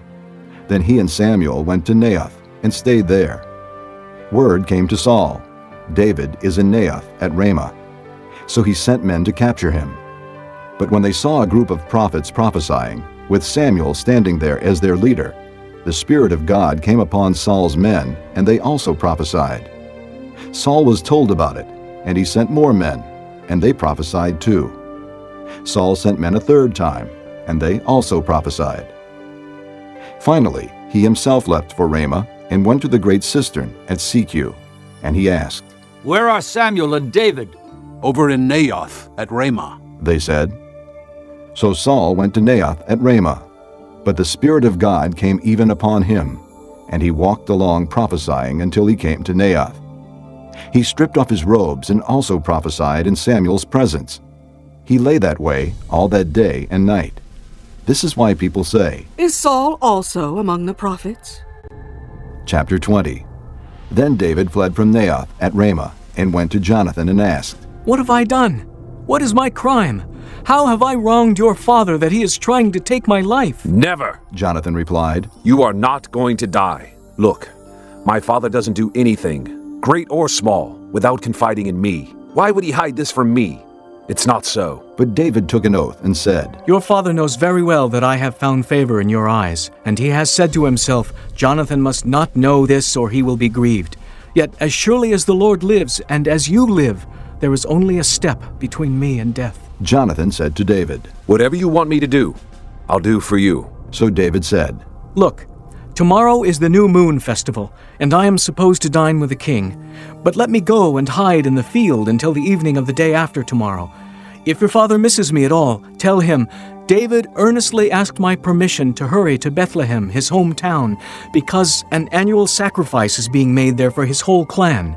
If he says, Very well, then your servant is safe. But if he loses his temper, you can be sure that he is determined to harm me. As for you, show kindness to your servant, for you have brought him into a covenant with you before the Lord. If I am guilty, then kill me yourself. Why hand me over to your father? Never, Jonathan said. If I had the least inkling that my father was determined to harm you, wouldn't I tell you? David asked, Who will tell me if your father answers you harshly? Come, Jonathan said. Let's go out into the field. So they went there together. Then Jonathan said to David, By the Lord, the God of Israel, I will surely sound out my father by this time the day after tomorrow. If he is favorably disposed toward you, will I not send you word and let you know? But if my father is inclined to harm you, may the Lord deal with me, be it ever so severely, if I do not let you know and send you away safely. May the Lord be with you as he has been with my father. But show me unfailing kindness like that of the Lord as long as I live, so that I may not be killed, and do not ever cut off your kindness from my family, not even when the Lord has cut off every one of David's enemies from the face of the earth. So Jonathan made a covenant with the house of David, saying, May the Lord call David's enemies to account. And Jonathan had David reaffirm his oath out of love for him, because he loved him as he loved himself. Then Jonathan said to David, Tomorrow is the new moon festival. You will be missed because your seat will be empty. The day after tomorrow, toward evening, go to the place where you hid when this trouble began, and wait by the stone easel. I will shoot 3 arrows to the side of it, as though I were shooting at a target. Then I will send a boy and say, Go find the arrows. If I say to him, Look, the arrows are on this side of you. Bring them here. Then come, because as surely as the Lord lives, you are safe. There is no danger. But if I say to the boy, Look, the arrows are beyond you, then you must go, because the Lord has sent you away. And about the matter you and I discussed, remember, the Lord is witness between you and me forever. So David hid in the field, and when the new moon festival came, the king sat down to eat.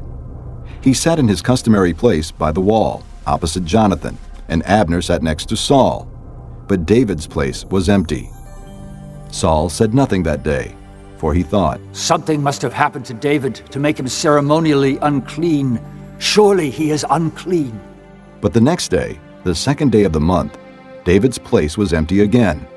Then Saul said to his son Jonathan, Why hasn't the son of Jesse come to the meal, either yesterday or today? Jonathan answered, David earnestly asked me for permission to go to Bethlehem. He said, Let me go, because our family is observing a sacrifice in the town, and my brother has ordered me to be there. If I have found favor in your eyes, let me get away to see my brothers. That is why he has not come to the king's table. Saul's anger flared up at Jonathan, and he said to him, You son of a perverse and rebellious woman, don't I know that you have sided with the son of Jesse to your own shame, and to the shame of the mother who bore you? As long as the son of Jesse lives on this earth, neither you nor your kingdom will be established. Now send and bring him to me, for he must die. Why should he be put to death? What has he done?" Jonathan asked his father. But Saul hurled his spear at him to kill him. Then Jonathan knew that his father intended to kill David. Jonathan got up from the table in fierce anger. On that second day of the month he did not eat, because he was grieved at his father's shameful treatment of David. In the morning Jonathan went out to the field for his meeting with David. He had a small boy with him, and he said to the boy, "Run and find the arrows I shoot." As the boy ran, he shot an arrow beyond him. When the boy came to the place where Jonathan's arrow had fallen, Jonathan called out after him, "Isn't the arrow beyond you?" Then he shouted, "Hurry! Go quickly! Don't stop!" The boy picked up the arrow and returned to his master. The boy knew nothing of all this, only Jonathan and David knew. Then Jonathan gave his weapons to the boy and said, "Go, carry them back to town." After the boy had gone, David got up from the south side of the stone and bowed down before Jonathan 3 times, with his face to the ground. Then they kissed each other and wept together, but David wept the most. Jonathan said to David, "Go in peace, for we have sworn friendship with each other in the name of the Lord, saying, 'The Lord is witness between you and me, and between your descendants and my descendants forever.'" Then David left, and Jonathan went back to the town. Chapter 21. David went to Nob, to Ahimelech the priest. Ahimelech trembled when he met him and asked, "Why are you alone? Why is no one with you?" David answered Ahimelech the priest, "The king charged me with a certain matter and said to me, 'No one is to know anything about your mission and your instructions.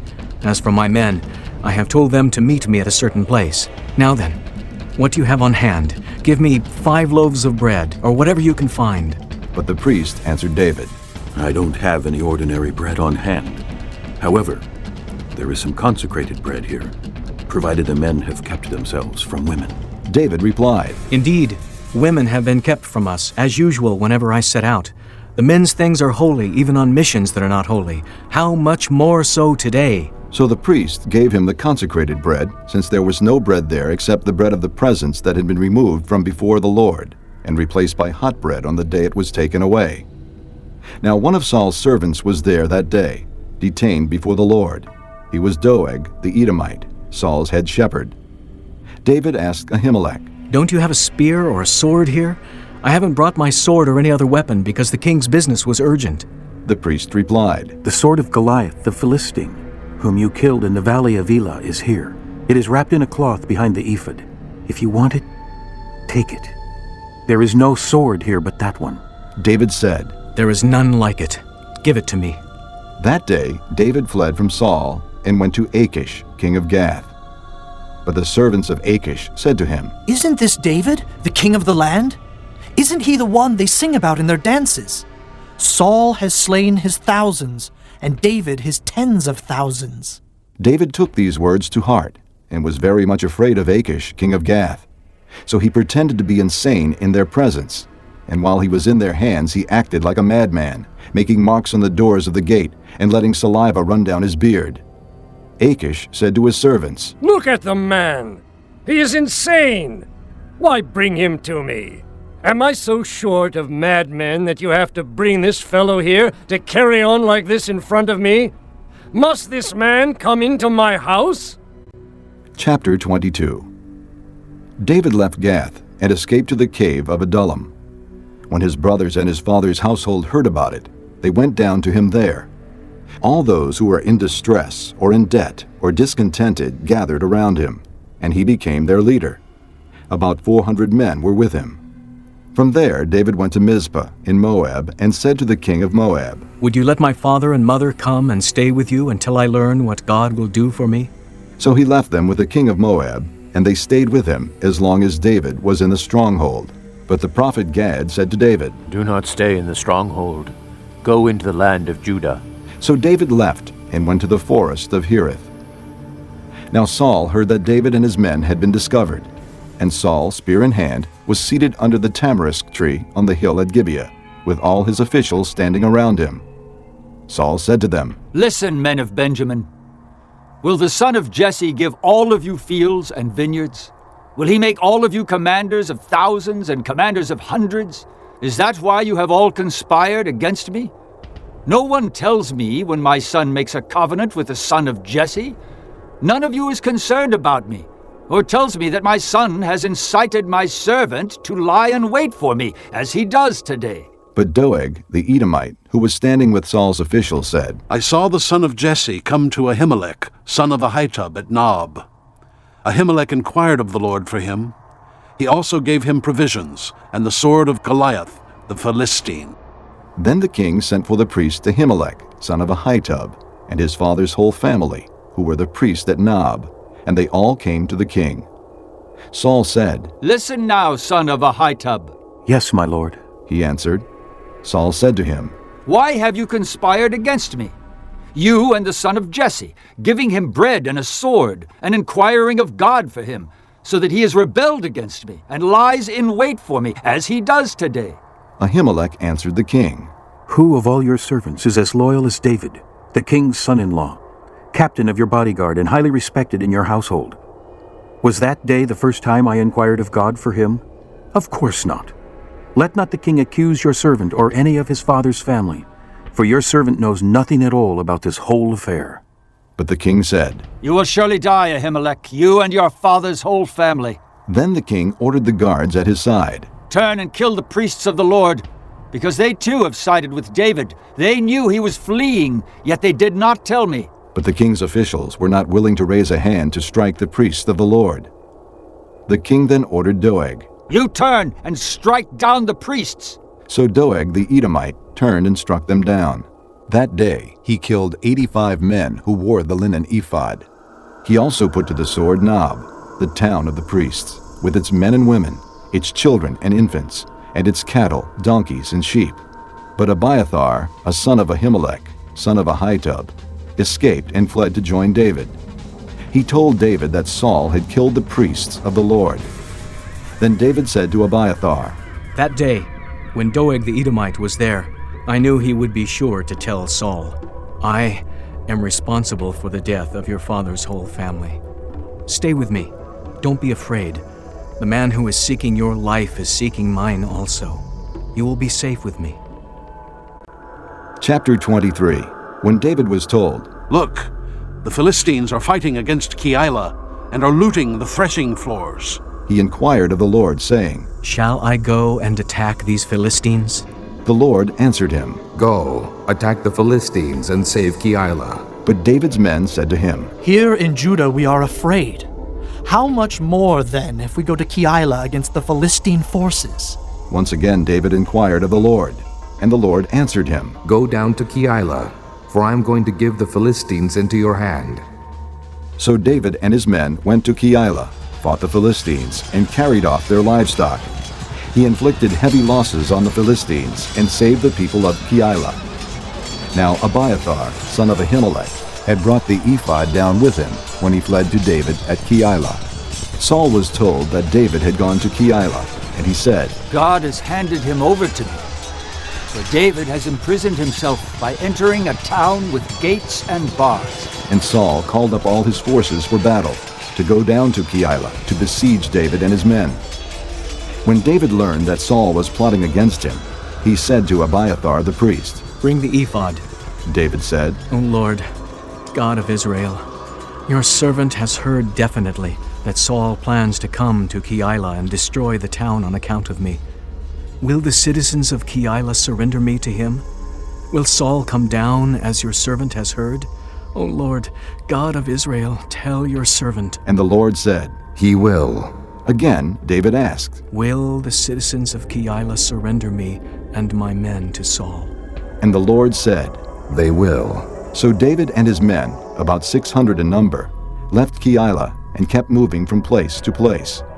When Saul was told that David had escaped from Keilah, he did not go there. David stayed in the desert strongholds and in the hills of the desert of Ziph. Day after day Saul searched for him, but God did not give David into his hands. While David was at Horish in the desert of Ziph, he learned that Saul had come out to take his life. And Saul's son Jonathan went to David at Horish and helped him find strength in God. Don't be afraid, he said. My father Saul will not lay a hand on you. You will be king over Israel, and I will be second to you.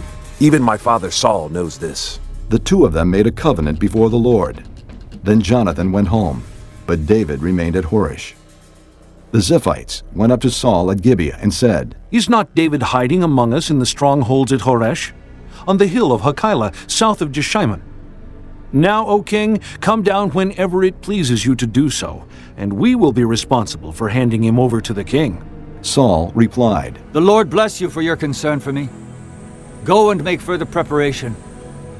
Find out where David usually goes and who has seen him there. They tell me he is very crafty. Find out about all the hiding places he uses and come back to me with definite information.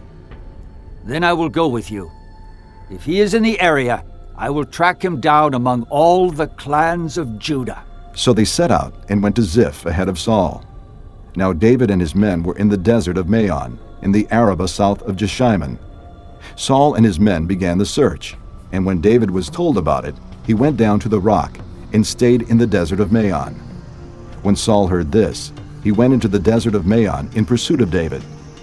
Saul was going along one side of the mountain, and David and his men were on the other side, hurrying to get away from Saul.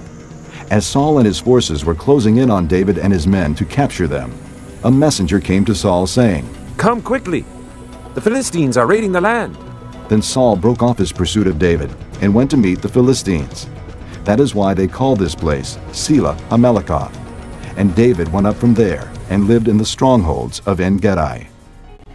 Chapter 24. After Saul returned from pursuing the Philistines, he was told, David is in the desert of En-Gedi.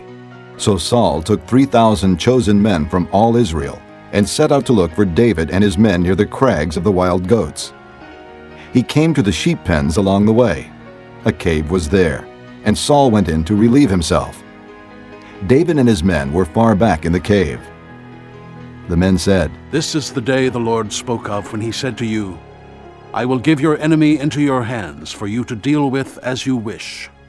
Then David crept up unnoticed and cut off a corner of Saul's robe. Afterward, David was conscience-stricken for having cut off a corner of his robe. He said to his men, The Lord forbid that I should do such a thing to my master, the Lord's anointed, or lift my hand against him, for he is the anointed of the Lord. With these words, David rebuked his men and did not allow them to attack Saul. And Saul left the cave and went his way.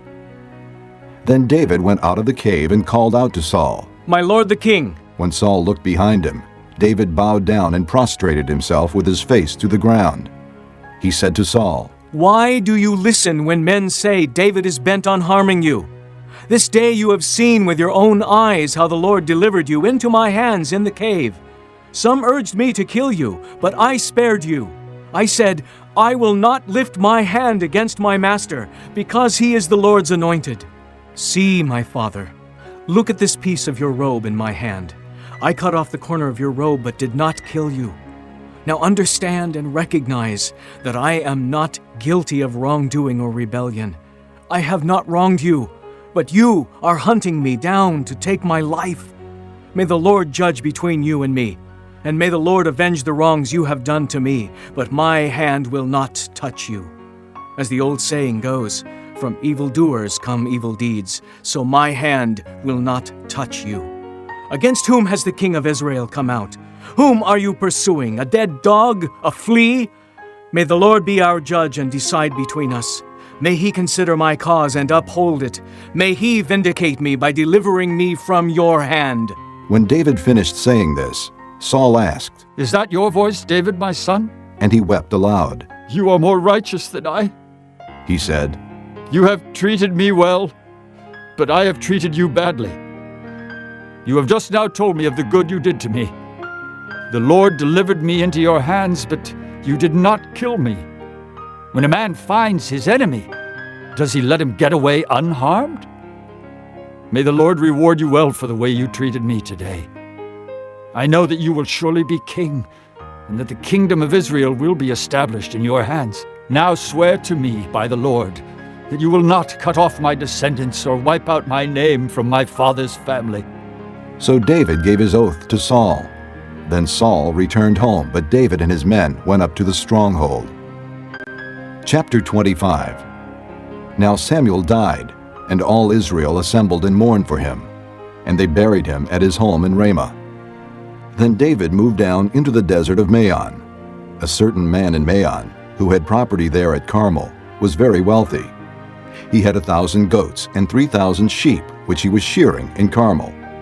His name was Nabal, and his wife's name was Abigail.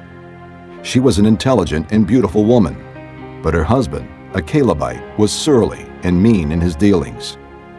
While David was in the desert, he heard that Nabal was shearing sheep.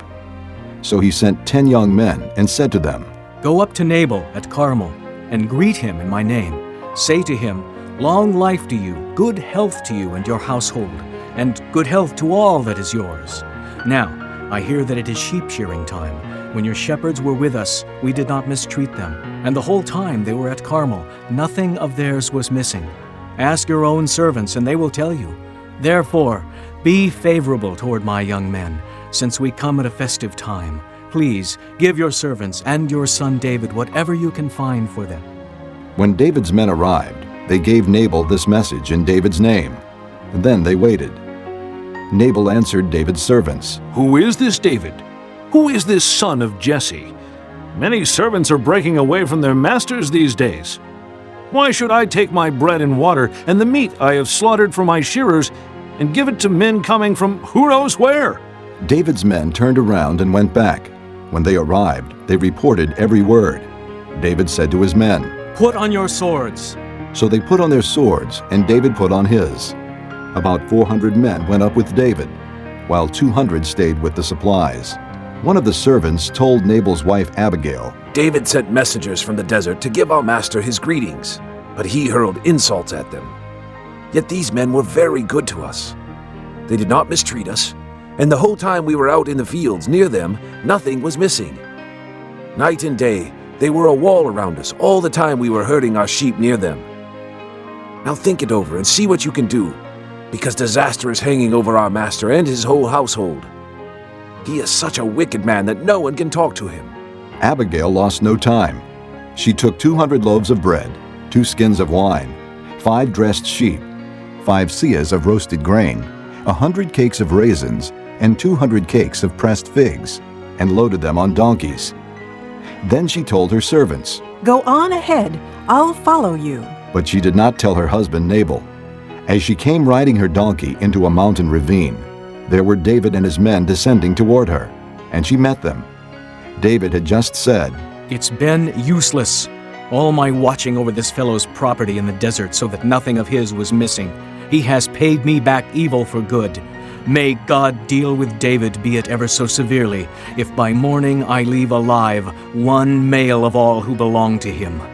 When Abigail saw David, she quickly got off her donkey and bowed down before David with her face to the ground. She fell at his feet and said, "My lord, let the blame be on me alone.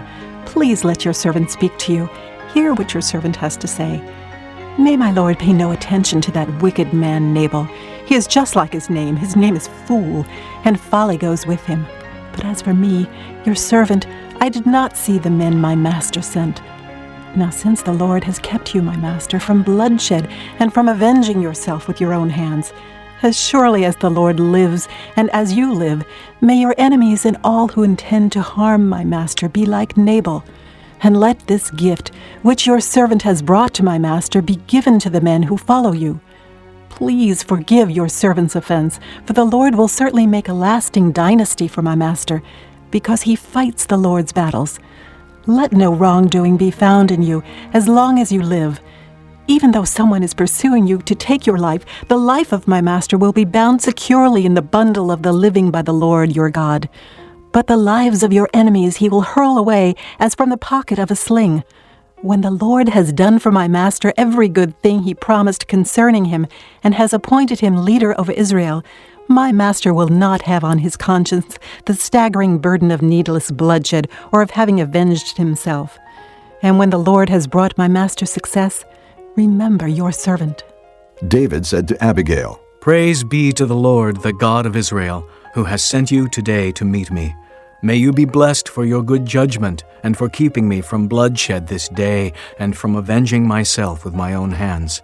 Otherwise, as surely as the Lord, the God of Israel, lives, who has kept me from harming you, if you had not come quickly to meet me, not one male belonging to Nabal would have been left alive by daybreak." Then David accepted from her hand what she had brought him and said, "Go home in peace. I have heard your words and granted your request." When Abigail went to Nabal, he was in the house holding a banquet like that of a king. He was in high spirits and very drunk. So she told him nothing until daybreak. Then in the morning, when Nabal was sober, his wife told him all these things, and his heart failed him, and he became like a stone. About 10 days later, the Lord struck Nabal, and he died. When David heard that Nabal was dead, he said, "Praise be to the Lord, who has upheld my cause against Nabal for treating me with contempt.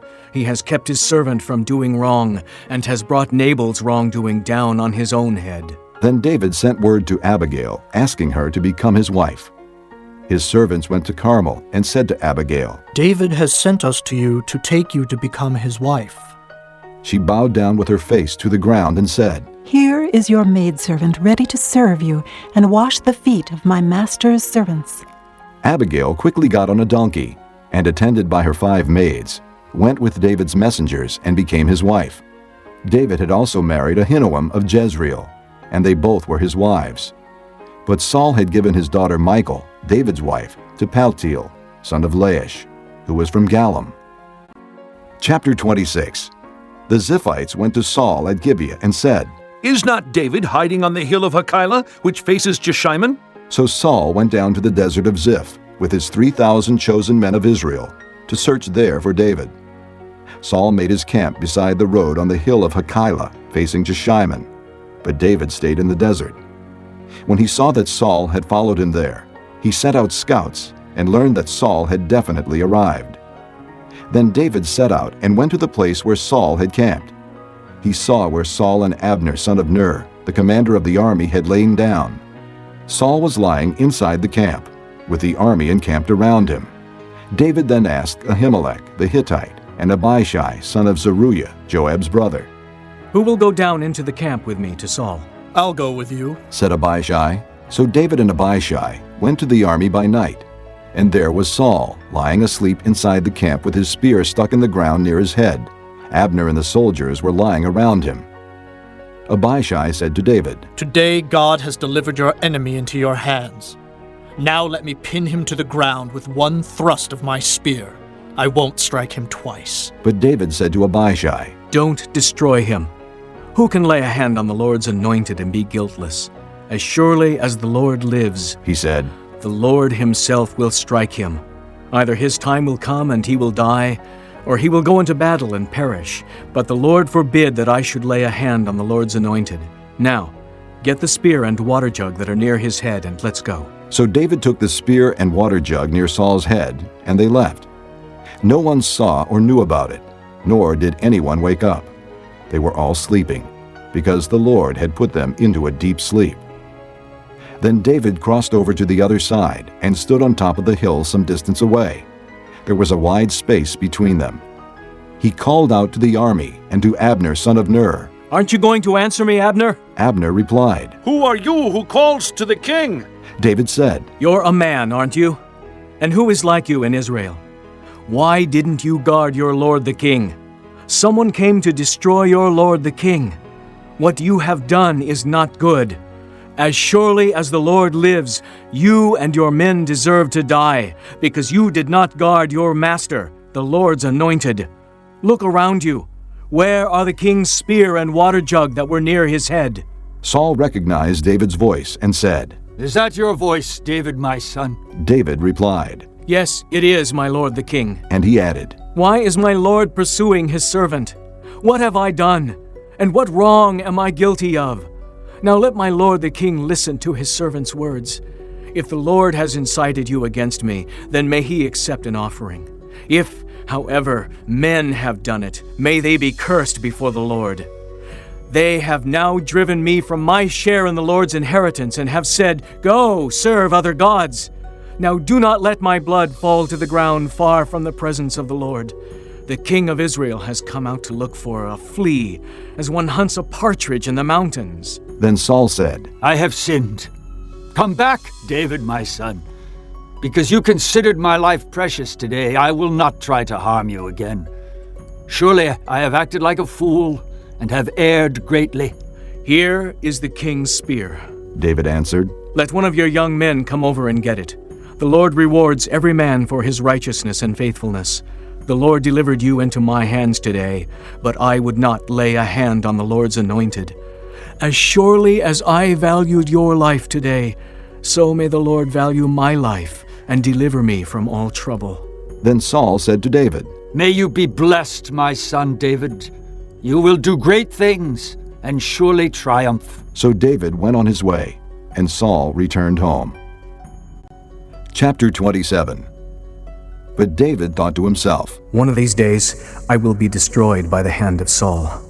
The best thing I can do is to escape to the land of the Philistines. Then Saul will give up searching for me anywhere in Israel, and I will slip out of his hand. So David and the 600 men with him left and went over to Achish, son of Maoch, king of Gath.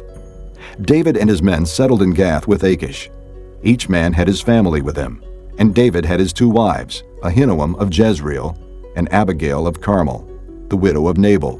When Saul was told that David had fled to Gath, he no longer searched for him. Then David said to Achish, If I have found favor in your eyes, let a place be assigned to me in one of the country towns, that I may live there. Why should your servant live in the royal city with you?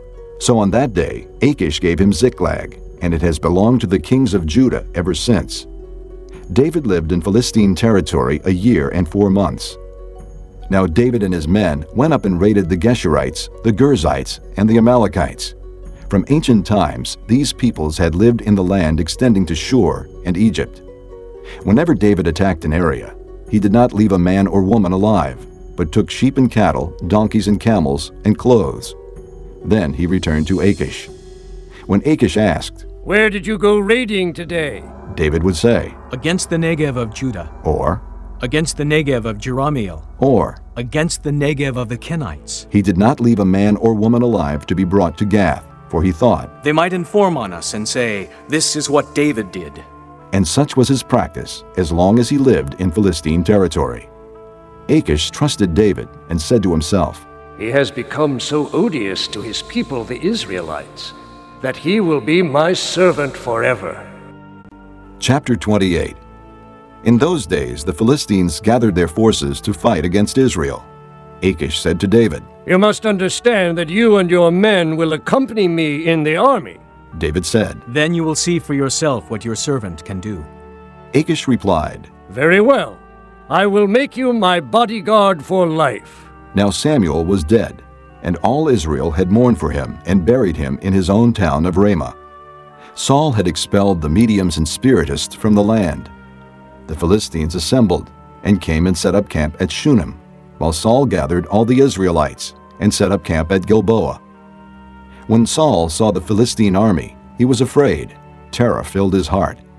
He inquired of the Lord, but the Lord did not answer him by dreams or Urim or prophets.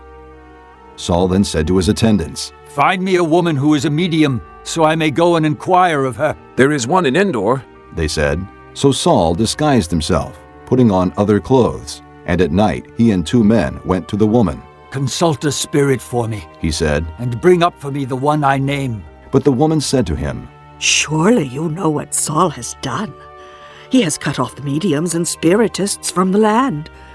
Why have you set a trap for my life to bring about my death?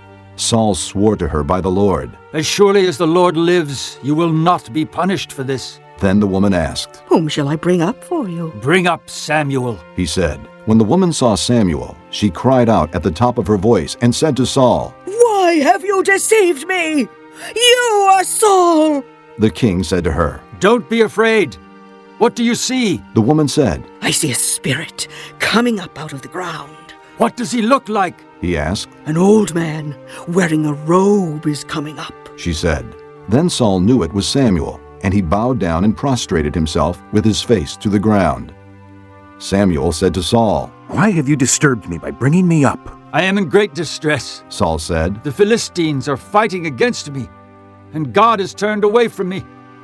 He no longer answers me either by prophets or by dreams, so I have called on you to tell me what to do. Samuel said, Why do you consult me, now that the Lord has turned away from you and become your enemy? The Lord has done what he predicted through me. The Lord has torn the kingdom out of your hands and given it to one of your neighbors, to David, because you did not obey the Lord or carry out his fierce wrath against the Amalekites. The Lord has done this to you today. The Lord will hand over both Israel and you to the Philistines, and tomorrow you and your sons will be with me. The Lord will also hand over the army of Israel to the Philistines. Immediately Saul fell full length on the ground, filled with fear because of Samuel's words. His strength was gone, for he had eaten nothing all that day and night. When the woman came to Saul and saw that he was greatly shaken, she said, Look, your maidservant has obeyed you. I took my life in my hands and did what you told me to do. Now, please listen to your servant, and let me give you some food so you may eat and have the strength to go on your way. He refused and said, I will not eat. But his men joined the woman in urging him, and he listened to them. He got up from the ground and sat on the couch. The woman had a fattened calf at the house, which she butchered at once. She took some flour, kneaded it, and baked bread without yeast. Then she set it before Saul and his men, and they ate. That same night they got up and left. Chapter 29. The Philistines gathered all their forces at Aphek, and Israel camped by the spring in Jezreel. As the Philistine rulers marched with their units of hundreds and thousands, David and his men were marching at the rear with Achish. The commanders of the Philistines asked, What about these Hebrews? Achish replied, Is this not David, who was an officer of Saul, king of Israel? He has already been with me for over a year, and from the day he left Saul until now, I have found no fault in him. But the Philistine commanders were angry with him and said, Send the man back, that he may return to the place you assigned him. He must not go with us into battle, or he will turn against us during the fighting. How better could he regain his master's favor than by taking the heads of our own men? Isn't this the David they sang about in their dances? Saul has slain his thousands, and David his tens of thousands? So Achish called David and said to him, As surely as the Lord lives, you have been reliable, and I would be pleased to have you serve with me in the army. From the day you came to me until now, I have found no fault in you. But the rulers don't approve of you. Turn back and go in peace. Do nothing to displease the Philistine rulers. But what have I done? asked David. What have you found against your servant from the day I came to you until now? Why can't I go and fight against the enemies of my lord the king? Achish answered, I know that you have been as pleasing in my eyes as an angel of God. Nevertheless, the Philistine commanders have said, He must not go up with us into battle. Now get up early, along with your master's servants who have come with you, and leave in the morning as soon as it is light. So David and his men got up early in the morning to go back to the land of the Philistines, and the Philistines went up to Jezreel. Chapter 30. David and his men reached Ziklag on the third day. Now the Amalekites had raided the Negev and Ziklag. They had attacked Ziklag and burned it, and had taken captive the women and all who were in it, both young and old. They killed none of them, but carried them off as they went on their way. When David and his men came to Ziklag, they found it destroyed by fire, and their wives and sons and daughters taken captive. So David and his men wept aloud until they had no strength left to weep. David's two wives had been captured, Ahinoam of Jezreel, and Abigail, the widow of Nabal of Carmel. David was greatly distressed because the men were talking of stoning him. Each one was bitter in spirit because of his sons and daughters. But David found strength in the Lord his God. Then David said to Abiathar the priest, the son of Ahimelech, Bring me the ephod. Abiathar brought it to him, and David inquired of the Lord, Shall I pursue this raiding party? Will I overtake them? Pursue them, he answered. You will certainly overtake them and succeed in the rescue. David and the 600 men with him came to the Besor ravine, where some stayed behind, for 200 men were too exhausted to cross the ravine. But David and 400 men continued the pursuit.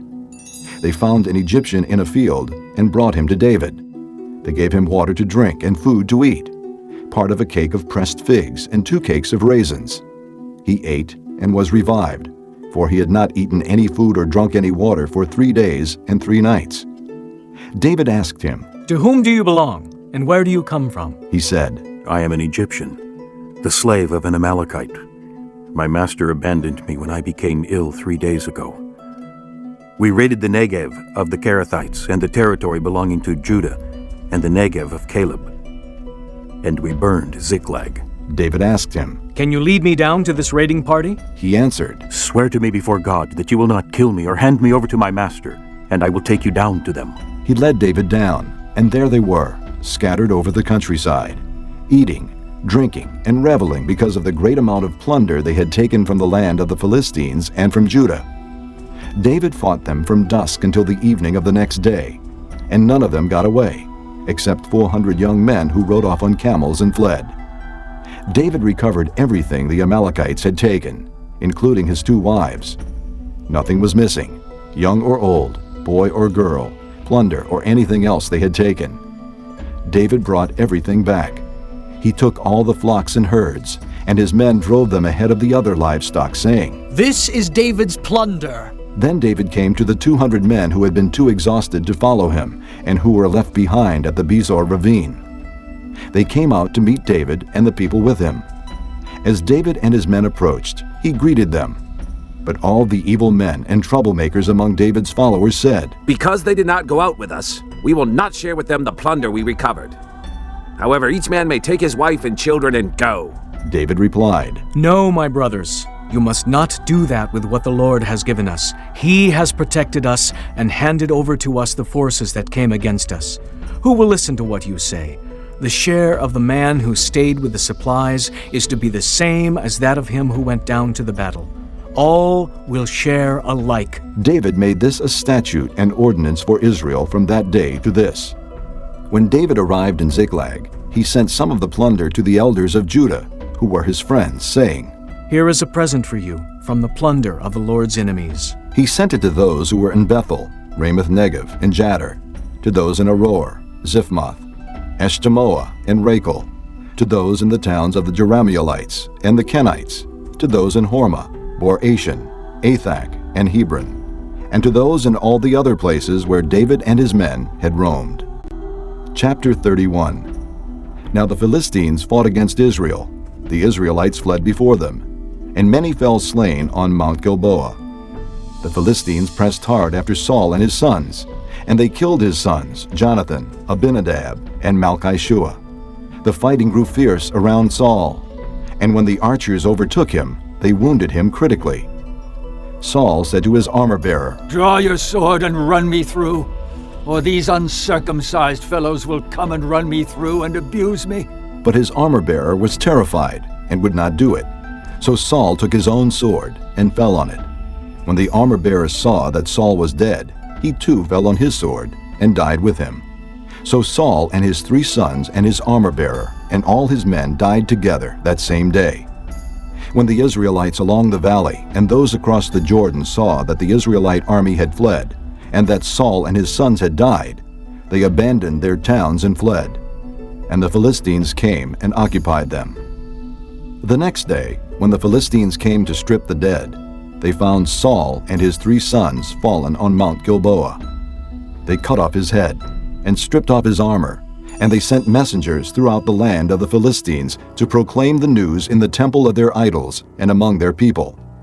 They put his armor in the temple of the Ashtoreths, and fastened his body to the wall of Bethshan. When the people of Jabesh Gilead heard of what the Philistines had done to Saul, all their valiant men journeyed through the night to Bethshan. They took down the bodies of Saul and his sons from the wall of Bethshan and went to Jabesh, where they burned them. Then they took their bones and buried them under a tamarisk tree at Jabesh. And they fasted 7 days.